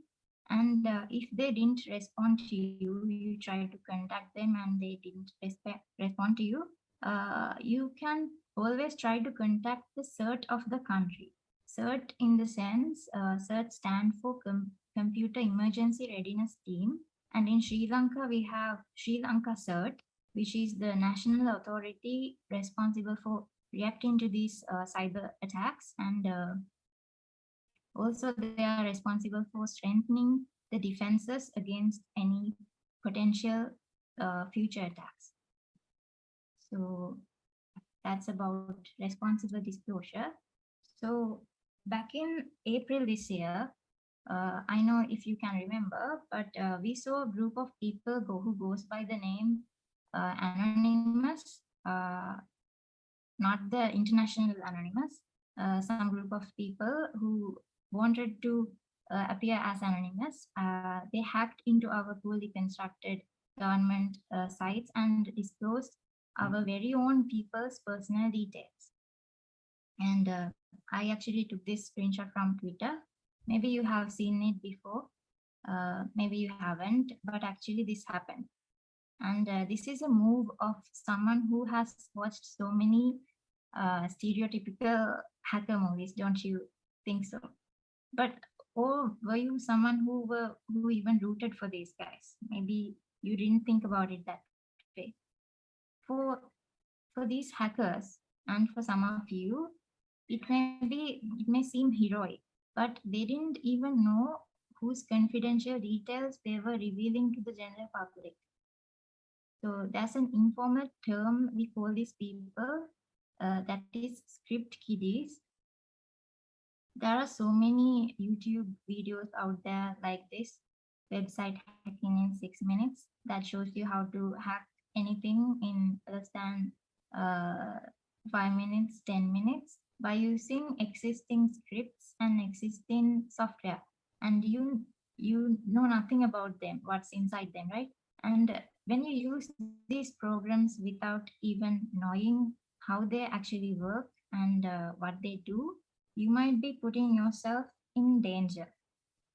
And actually, you're not only putting yourself in danger, but dragging the innocent people with you as well, like in this scenario. So don't be another script kiddie. It is your responsibility to know what you're doing.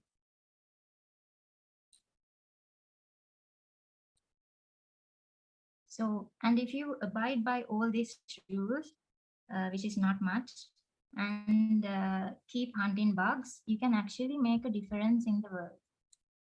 So now let me share with you the first bug bounty story of a well-known security researcher, Katie Paxton Fear. Um, so in an interview, she was asked about her very first bug bounty hunting. What was it about? And she says that it was about it was on a request. Maybe it was a HTTP request. She didn't reveal it. And so what she first did was she was skeptical about that one request as it was slightly different from other requests. So she kept looking into it to find a vulnerability, and she got stuck somewhere. And to proceed further, she needed more information.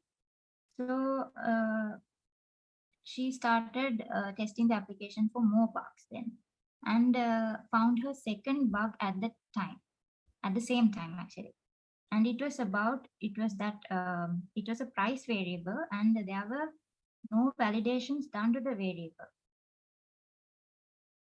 So you might not be known familiar with the word validation. So validations are conditions that we put to restrict the use of a variable or an input.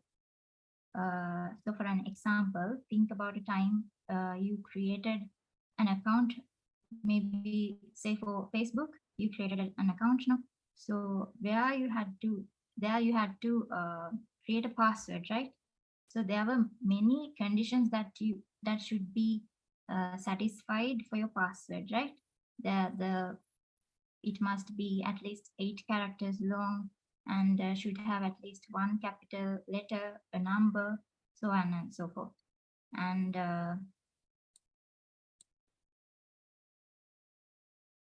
so these are what we call validations. So since there were no validations done for this price variable, what we can do is we can put any number and the program will still behave like before. So what if we are to put large numbers and even negative numbers? Can someone tell me, even put in the chat? So I'm sure you have done online shopping. So let's say you are buying a t-shirt and you see that the t-shirt's price is negative 2000 rupees. So what will happen if you check out? You are checking out with an item in your cart with the price tag negative 2000 rupees. Theoretically, what will happen? Anyone?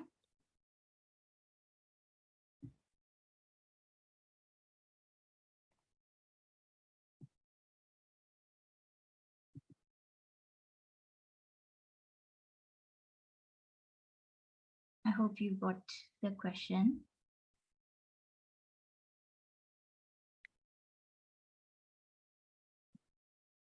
So what I was asking was, when you do online shopping, let's say that you are buying a t-shirt with a price saying that it's negative 2000 rupees. And when you check out of the checkout means when you purchase that with the tag negative 2000 rupees, what will happen theoretically?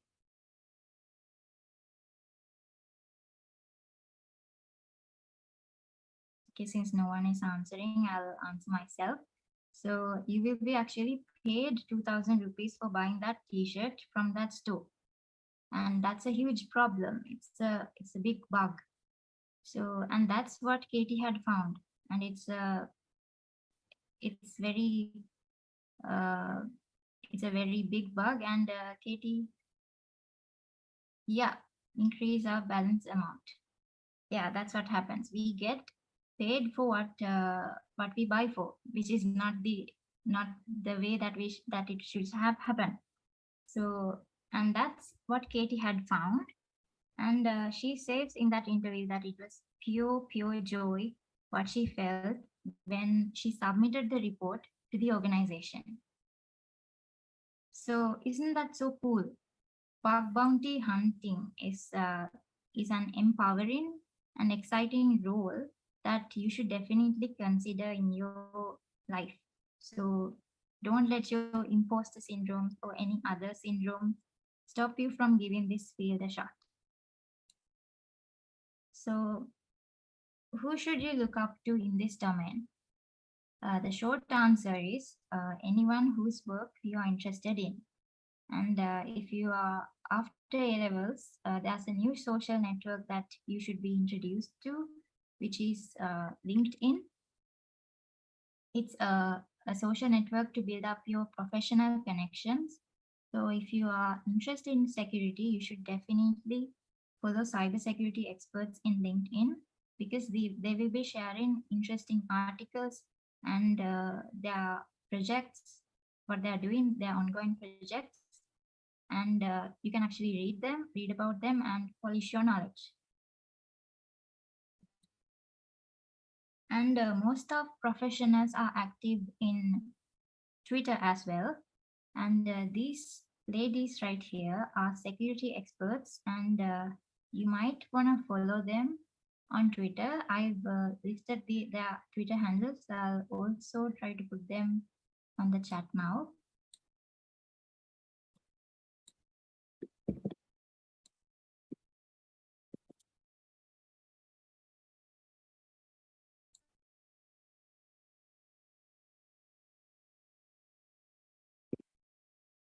Yeah, I put them.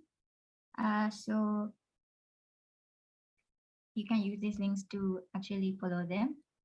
So Katie Masuris, who is also known as the Bug Bounty Queen, was directly involved in creating the USA Pentagon,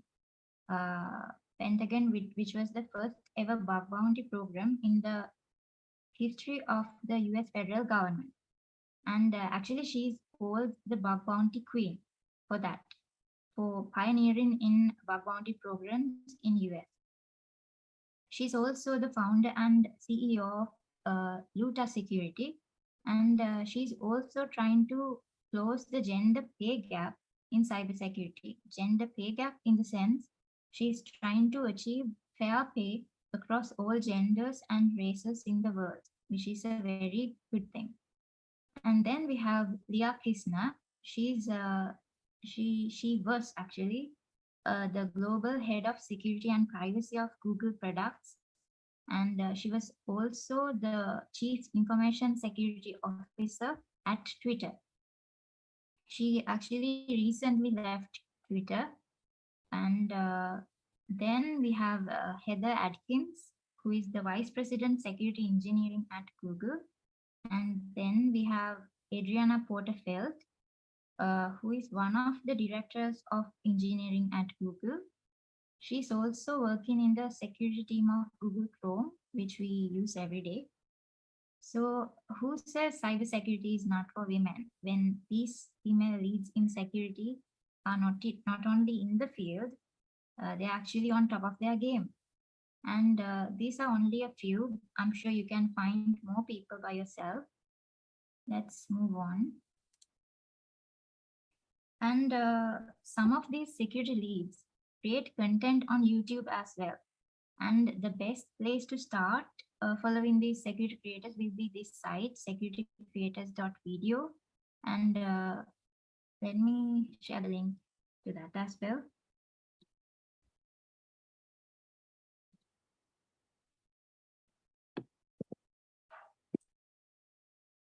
Okay, so Katie is also here, the one whose first bug bounty story I shared with you.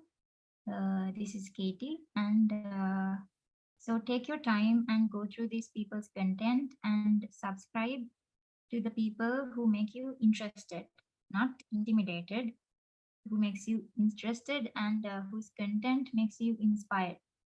And so it's totally up to you, and watch what they say. You will gain a lot of knowledge and exposure to the security domain so easily.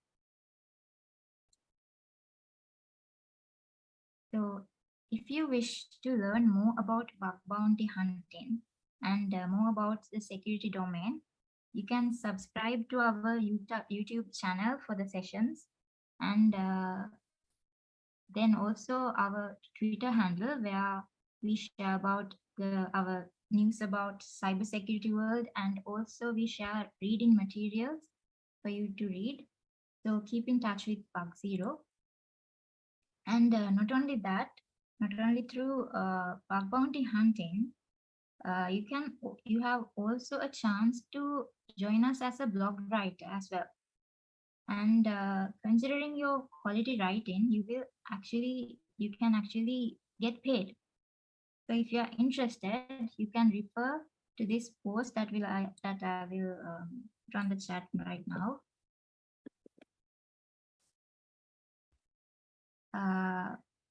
You can give it a read, and that blog post actually has a guide to become a blog writer with us. And also, there's another good news. We are hoping to do workshops for bug bounty hunting from basics. So if you are interested to join in for that, stay tuned with us on social media, and we will be able to post any news on the workshops on our social media in the coming few days. So with that, we have come to the end of my time with you. Hope you gain something out of this session. Thank you guys. And if you have any questions, please put it in the chat. And now I'm going to hand over the session to Isuru if he's here.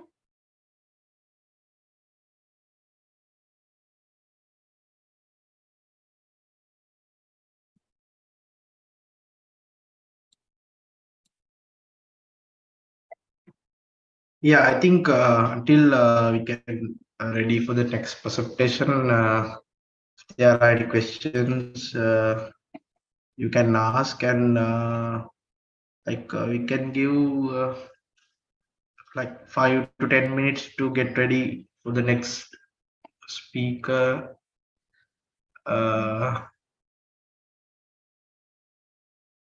I think yeah, we will have like 5 to 10 minutes for your questions. If you have any questions, please write them in the chat box.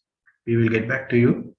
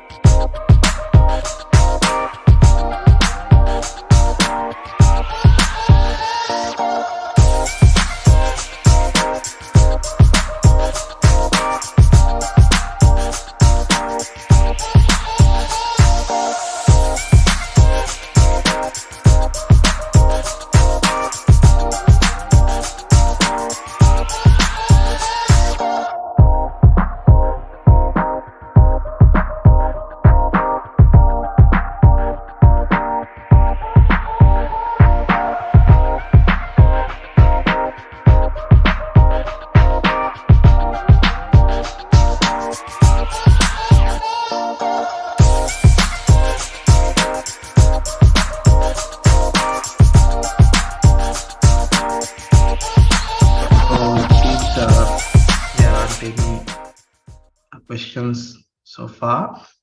So for our next session,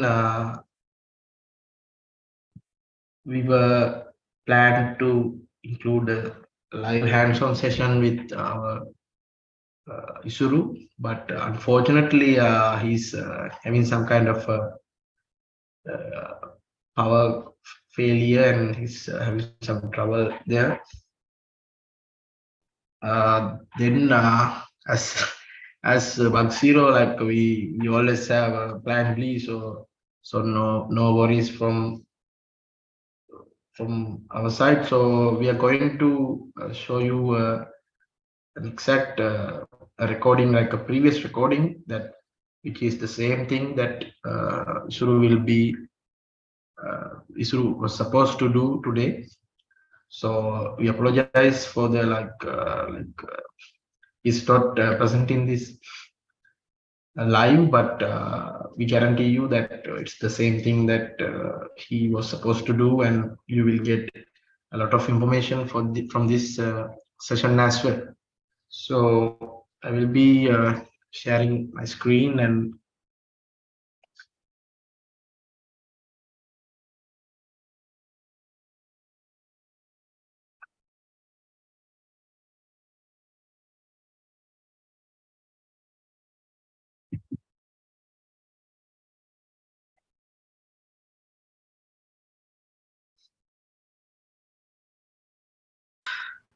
I will explain. I will show you. the audio clear and video visible, Buddhini?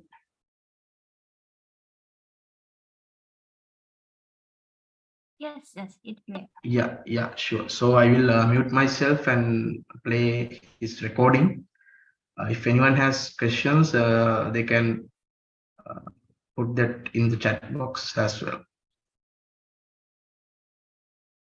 How to use the burp suite for identifying and how to pen test vulnerabilities, find vulnerabilities using burp. So first, you can download burp from like Google. You can go to portsfigure.net and download it for free. There's a community edition. So and there's also a professional one. So this one, I think you need to pay some money, but the community edition is enough for us to do to bug boundary, and for starting it, I think community edition is really good.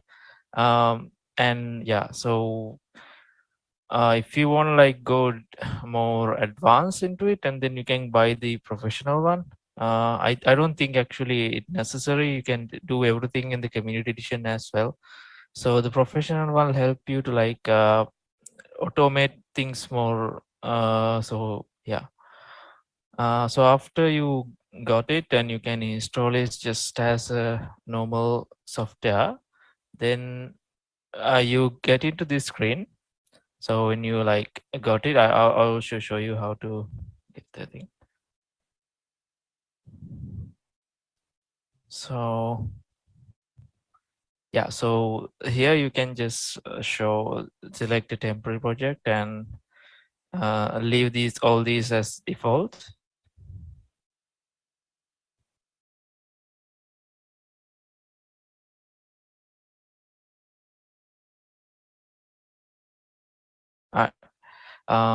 So this is the main page, main dashboard page. So I'll only going to like discuss about the tabs here that are important to us. So we have a first when we like testing bug boundary and stuff, we have a scope in a program. So I'll show you one in bug zero.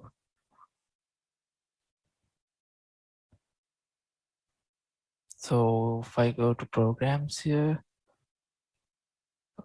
I'll select this. Here you can see the in scope. So it's easier to like the burp give you an option to like work only within your scope. So you can just select the domain that you look in, like you have access in scope. So you can then like go to burp, and then at the top level domain, not the subdomain. So like here, okay, so the thing is here you cannot like it's just specifically said that you cannot only do this domain, but so sometimes you get like asterisk mark here, so then you just need to put the top level domain here. So here I will just use this. And make sure you put a slash here because it uses a regular expression to check this. So yeah. Okay, after you set up from the scope, so the scope tab, and you just go to add here, and like basically you just add a host, and that's about it for the scope. And then I'll discuss about the proxy tab. So here you have the option tab here. First talk about this one. So here you have the proxy. So what's happening is, so to work with Burp, you need to have a browser, and you need to install an extension here called any extension that actually send you traffic through a proxy. So I use Firefox, and I use this proxy extension. You can get it for free, and once you've done it, you can go to go to option of the, and then create a new proxy. So here I created like HTTP proxy here, just with normal configurations and stuff. Then what you need to do is so yeah, so you need to enable the proxy here. So first I'll go to this, show you.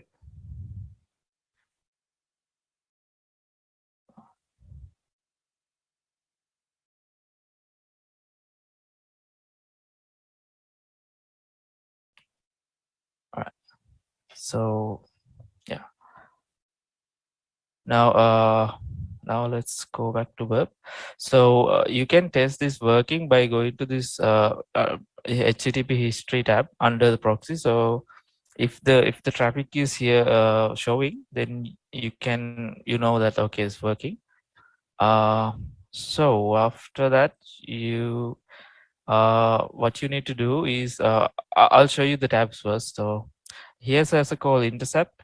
What you do is you intercept a request, which means, so if I enable this and I click on anything here, and it automatically capture the request. So if I go to the browser again, then you can see this is just not going, it's hanging.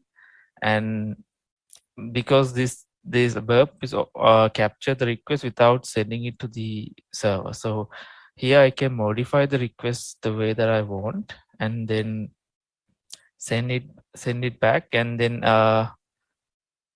so yeah, I can just change the request while capture. So I can capture a request and edit it as well. So yeah, so also there's all the requests that you send through the Burp is going to the HTTP history here. And so next I will talk about repeater. So a repeater is the most used tool in the Burp. So once you have a request here, you can right click and send it to repeater, and then you can modify the request, and then send it from here, and then get a result. It will show you the result as well from this side. And so yeah, so you can edit anything here. Literally you can edit any data here and send the request, and play with it a little bit more. And this is how you find bugs. So you just need to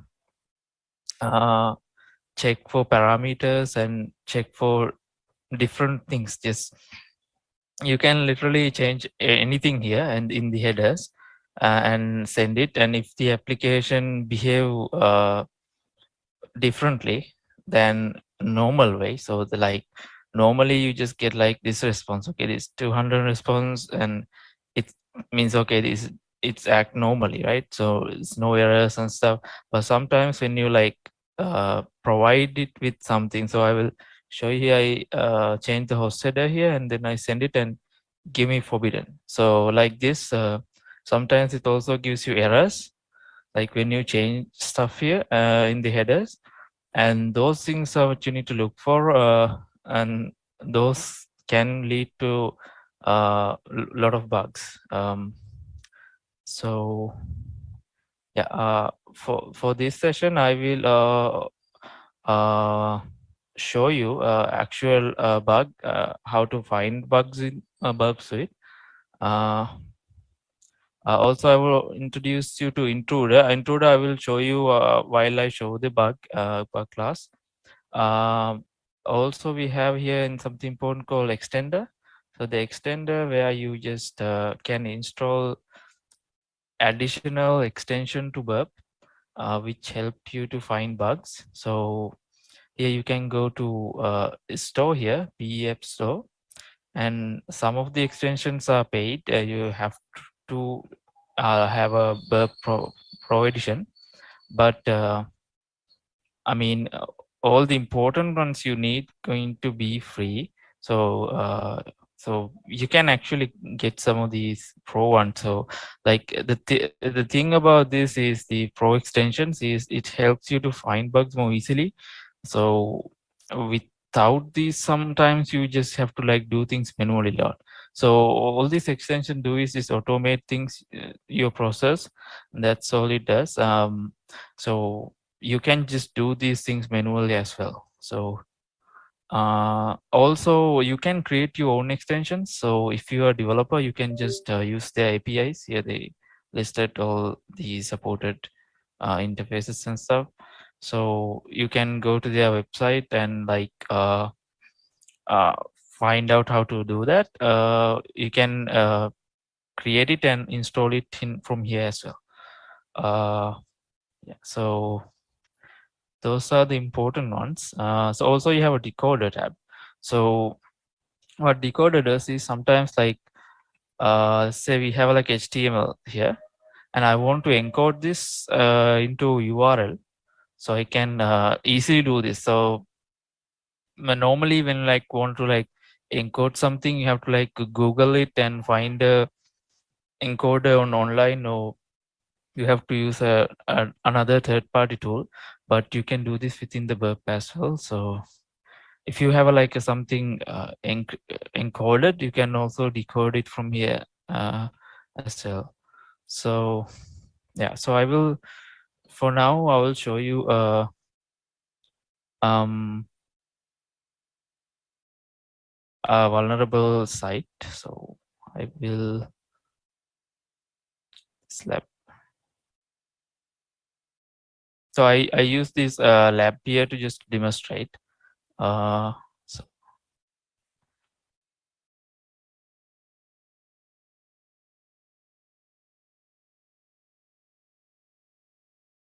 so just imagine this is the website that you need to look at. So this is the website that you need to find the vulnerability at.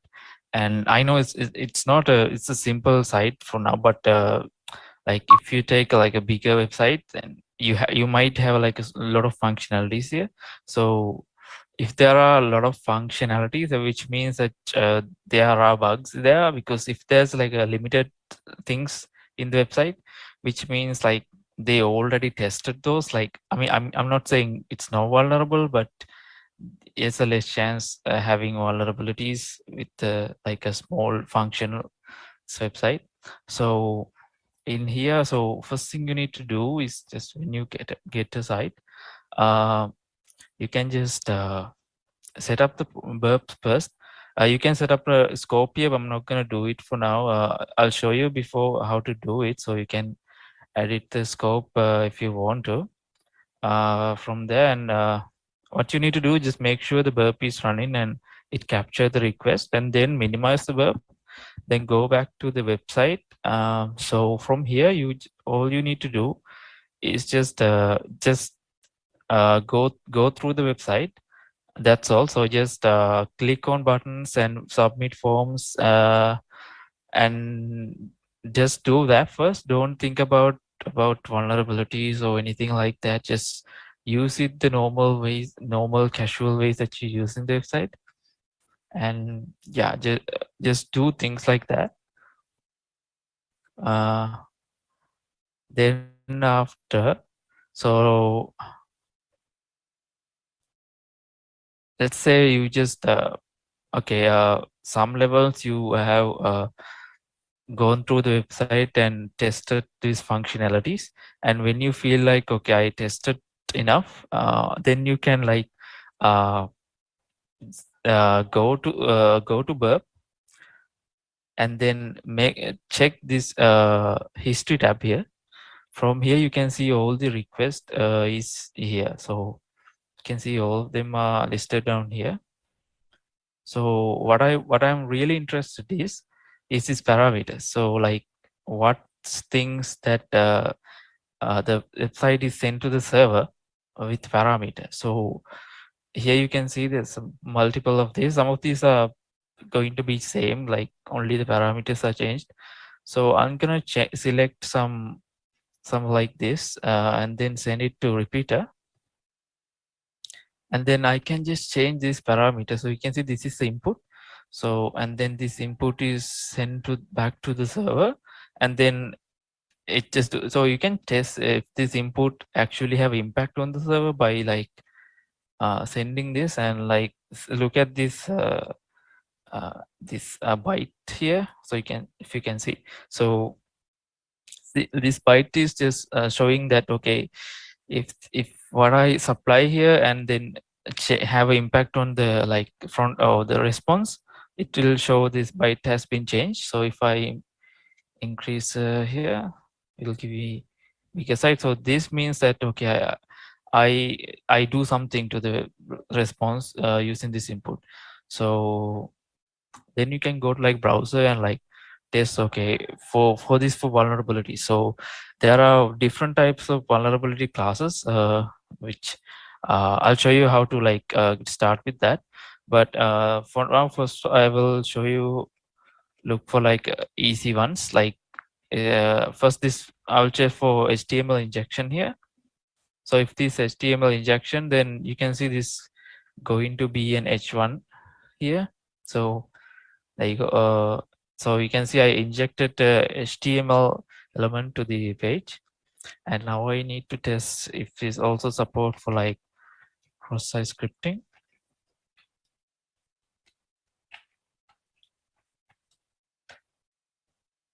Now you can see now this also vulnerable to cross-site scripting. So at this point you can report the bug, because you don't need to do anything else. You just found a bug and you report it. But there are some cases that like with the permission of the program you can go deeper, but you have to have a permission from the program to go deeper sometimes. Like it's not all, no, not all the programs will like allow it, but you can just report this bug just like this. Just soon as you found this and you know, okay, cross-site scripting is here, you report this one. So also you can make a decision here by just, okay, I found one bug, and then I move on, or I just look for other ones. So I'll show you why you should always like look for others as well, other bugs as well, because there's a more critical vulnerability here than the cross-site scripting.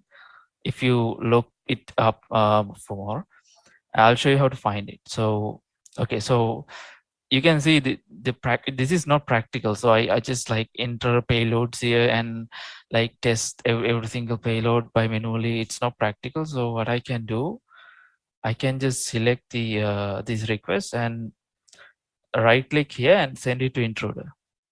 And from intruder, this is the intruder tab. So once you send a request to here, this is how it looks like. Then you can just clear all the automated. So automatically just select all the parameters and like mark them. So you just need to clear them first and select the parameter that you want to test, and then click add here. So it will add it as a placeholder for the payload that we supply, and then go to payloads tab. Then you just need to like create a payload. So for now, for this vulnerability, I already created a payload. I'll explain this to you. So I'm looking for here called SSTI.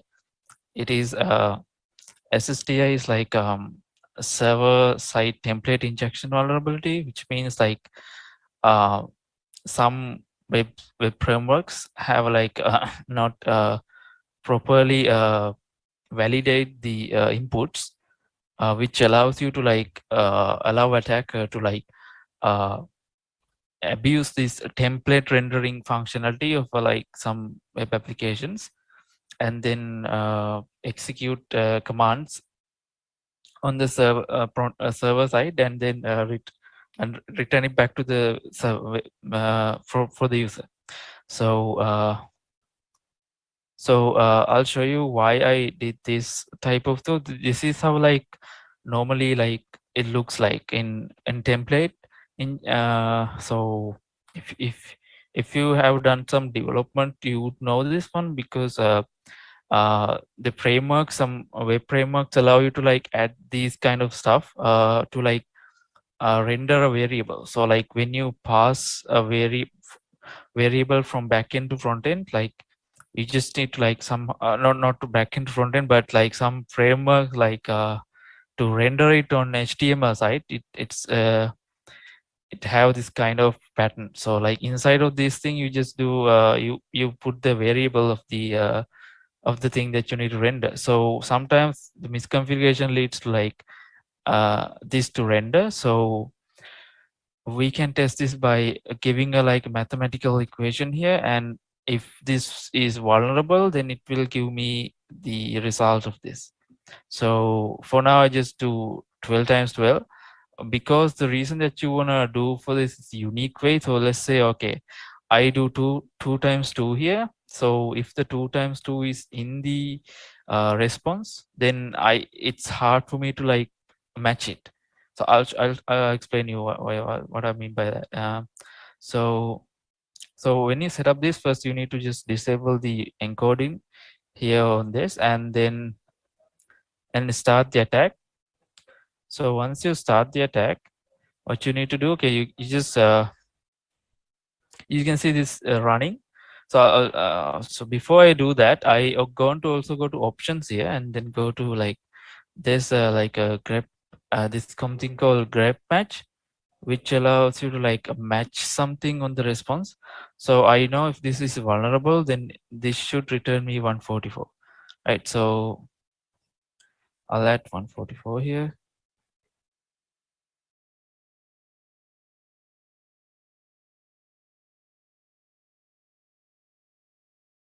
And let's see. So what it does is it is testing through all the payloads here. So it's like it acts like a loop. So I will go all these, given all these payload, it goes by one, and it shows the response for me. So here you can see for every single request that I send, it gives the response as well. So so for the so this one is the vulnerable one. So you can see the 144 is triggered only on this one. So I select this payload. Okay, now I know this part, this payload is the one that trigger the vulnerability. So I close this one now. I don't need it anymore. So now I go back to repeater, and then send it back from here. And then if I select, and you can see this gives me 144. So just to verify this one, I can just give something like this, and so yeah, also I'll show you like easier way to validate this. Once you like got the equation right, so you can like do like a system.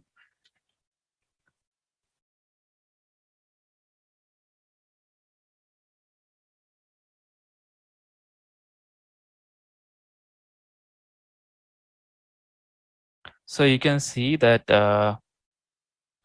this trigger the vulnerability, and then it gives you like errors. So so this is how you find it. Basically, you just need like uh once you got this far, you just can report it. Like you don't need to go further. So you found it like, okay, this is an SSDI, and then like you can report it. So you can see here I got the ID, which means the I got access to their terminal or their system. So I executed a system command here. So I'll show you something easier one. So who am I? So okay, also I can give you something like this to easily find that point. So you can see this is called Carlos. So with this system func does this, just execute a system command and then gives the output. Look for different like parameters is the key of finding bugs. Like find a parameter and like you can just give it a payload as many as you can, and then just see what the response gonna look like. Also another way to testing is the time here, this one, and this is the time that it takes to like backend to process the request and send it back. And if this somehow when you like give a payload here and then this time is really high, it takes so much time to process, then that means like there is some issue there as well. So there's so many techniques that you can like look for bugs as well from there. So yeah, so also I'll show you like what kind of bug types you can like learn on like how to like learn this stuff. So there's a like Bugcrowd is one of a bigger bug bounty platforms. They also have something called this VRT, called vulnerability rating taxonomy. So this thing also have like a vulnerability category, and it show like what are the like the more critical bugs, and it just prioritize them with like number here called P1. So like these are the most critical vulnerabilities according to them. So and there are like uh, less ones are there execute uh, critical bugs as well. So the P4. So some programs will not accept all these bug types. So you can like read there, like I'll show you on bug 0 how do you look for them.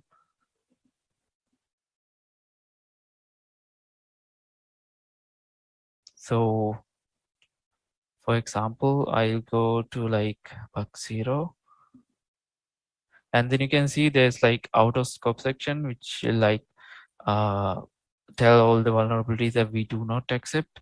So you can like read this and decide okay what to look for and what not to. So that will save you time as well when you're reporting bugs.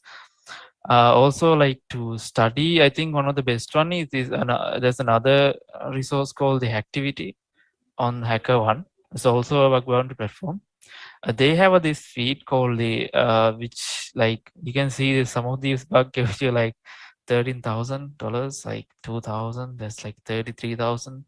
So these all the things are reported by other hackers, and if you so you can read these reports. These are really good reports. So you can read them and get an understand about them. So you can see there's a TikTok. So they have a TikTok program as well on the program. So there's some issues that are reported on TikTok, and Reddit, PlayStation. There's so many known companies here, and the GitLab. So yeah, so you can read all these reports. There's like thousands of reports here. Then they update that regularly. So this is one of the ways to learn as well. And also you can use this YouTube channel on HackerOne. They have a YouTube channel and they have like really good resources here. So I would recommend watching this video from this Jason Haddock's bug boundary methodology. This is a recent one, it's 1 month ago. This explains also how do you like approach a target, and you can watch that and understand that. There's so many other videos as well here to understand it. So also I would say follow other hackers as well if you can. So like if you go to the hackers, they have a their social media. You can follow them on Twitter. You can especially follow on Twitter because you can find a lot of things from Twitter. And yeah, so that is for for my time. So if you have any questions, so you can ask now. So,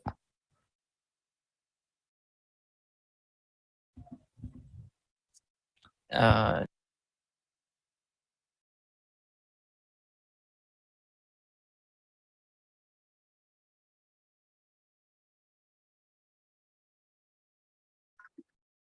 I think that's the end of the recorded session conducted by Yusuf. So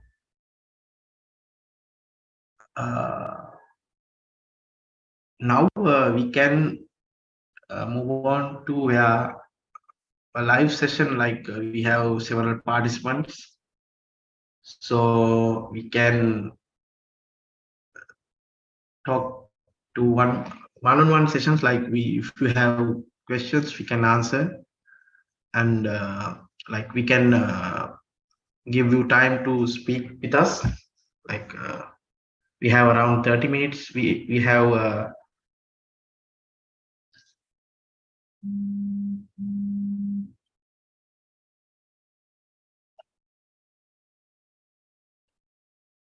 so we have around 30 minutes.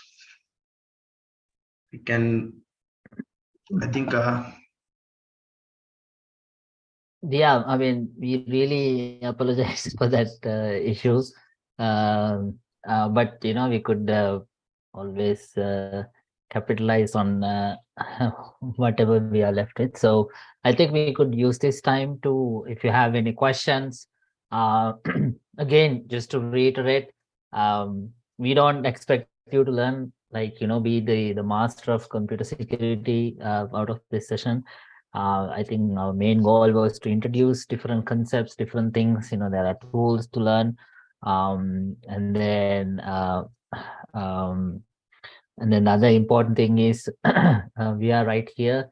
I think Nipuna might have post the email address that you can reach us. You can reach us with any questions, any guidance you want to learn about security, how you can be part of it, how you can contribute it. Anyone can be a bug hunter. There are people, starting from 10 years to much older personnel. They have earned thousands of dollars by finding vulnerabilities, and then bug zero is always so it's a pretty community driven platform. It is a community, so the only reason we survive if we have a vibrant ecosystem. So it is it is important that more people learn about security, more people learn about how to be a bug hunter, more people help organizations fixing vulnerabilities, uh, and then spread out the message. Um, so if you have any questions, any concerns, any questions on how to learn security, any questions on particular things in security, or anything related to security or even entrepreneurship, um, so this is the time. Um, we actually finish off the stuff an hour earlier than half an hour earlier than we were supposed to. But so we have ample time to, discuss things. You can, Nipuna, can they unmute themselves, or do they have to? yes, they can unmute themselves. Yes, so I mean, we earlier, sorry that we didn't allow to unmute anyone, because obviously there are people who Zoom bomb. I mean that they just connect to different Zooms conversations, and then jeopardize it. So we didn't want to. We don't want that happening. So that's why we didn't allow anyone to unmute. But since we only few of us are here, can ask questions.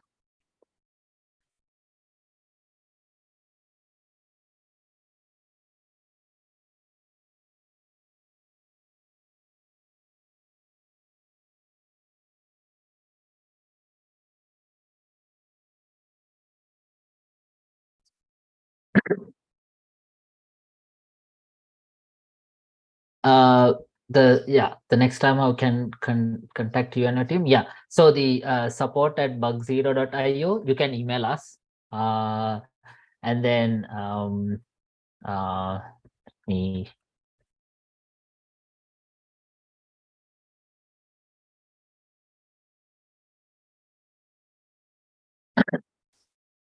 and then there we have LinkedIn. Nipuna, can you post the our LinkedIn, Facebook, and Twitter? Yeah. I will add all the links in the Yes. document. So you can, yeah, so you can use this email address, support at bugzero.io. Anything, I mean, if you want to learn about bug hunting, if you want to, we have a lot of programs that, you can start testing and then earn money. If you have any questions on those, you can email us. We are more than happy to help in whatever way possible. And then we have to say the tomorrow session, it's going to be a little bit more advanced than today. It's going to be for college students, university students.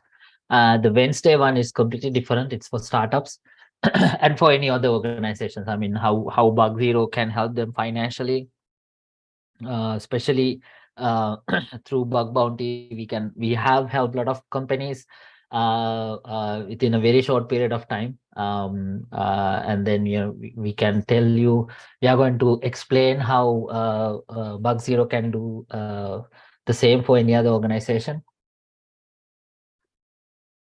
uh, and then the Thursday session, it's going to be how bug bounty can help startup ecosystem. So we are going to um,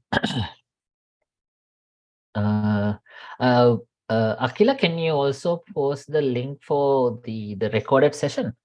Um, we have a link. We can post the Facebook and the YouTube link for this session, and then we also have a lot of sessions online, recorded sessions. We can post all of those links as well. And then we have a blog. If you like to write, if you want to learn how to write, contact us. We actually pay them for any writer who write blogs. It doesn't have to be lengthy one, very short, but has something to do with security. Um, you can write as many blogs as you want. It could be one per week, or 2-3 blogs per week. So yeah, but we'll share all of that in the chat. Nipuna, can we also get the YouTube and the link, Facebook link as well for the live? Yeah. I'm adding everything in this Okay, good. chat, and also I will be sharing the links in the feedback form as well. Like we can, so we can. Sure, Yeah. sure. Yeah. Awesome.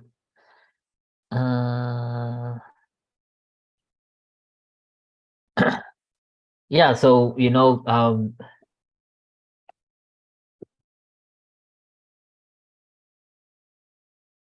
yeah, so you can drop us a message on Facebook, on Twitter, or email us. Drop us a message on LinkedIn. Please follow us as well. I mean, there are a lot of content that we'll be sharing in the future, specifically on security and bug hunting. We have shared a lot of tips on how to learn bug hunting, how you can be a good ethical hacker. And then and another thing that I cannot reiterate enough, that this is a speciality that you can either use it for good or bad. And then we are trying our best to make sure that everyone learns security is using it for good, so that we have enough people doing using security skills for bad things, so we need more people on the good side to counter them. So yeah, so and then we are here to help you in whatever way possible. I think that's it. I mean, if you don't have any questions, I think that's it for today. For tomorrow, we are starting at 10 a.m. Sri Lankan time for until 2 p.m. And then yeah, and the rest of the week, all of our sessions will start from 10 and then go on until 2-3 hours. Yeah. If no one else has any questions, I think it's time to wrap up. Thank you again. Thank you again for staying the whole session. And then we'll send you a feedback form. Please put your honest feedbacks. We want to improve ourselves. We know that we are not there yet, but we do want to go there. Eventually be better at presenting or communicating what security is. So let us know the things or areas that we should improve on. And then yeah, and then welcome to security if this is the first time you're hearing about security. And then hopefully we can keep in touch and then continue the journey. I think that's it. Nipuno, anything else? No, actually, I shared the link, the feedback form link in the chat.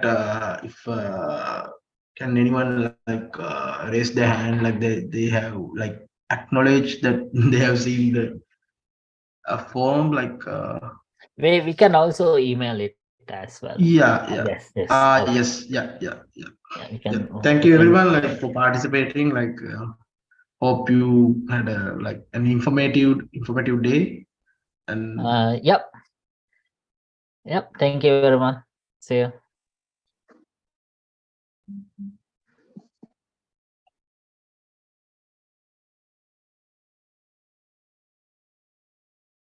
yeah. So I will wrap up this Zoom session and have a nice day, everyone.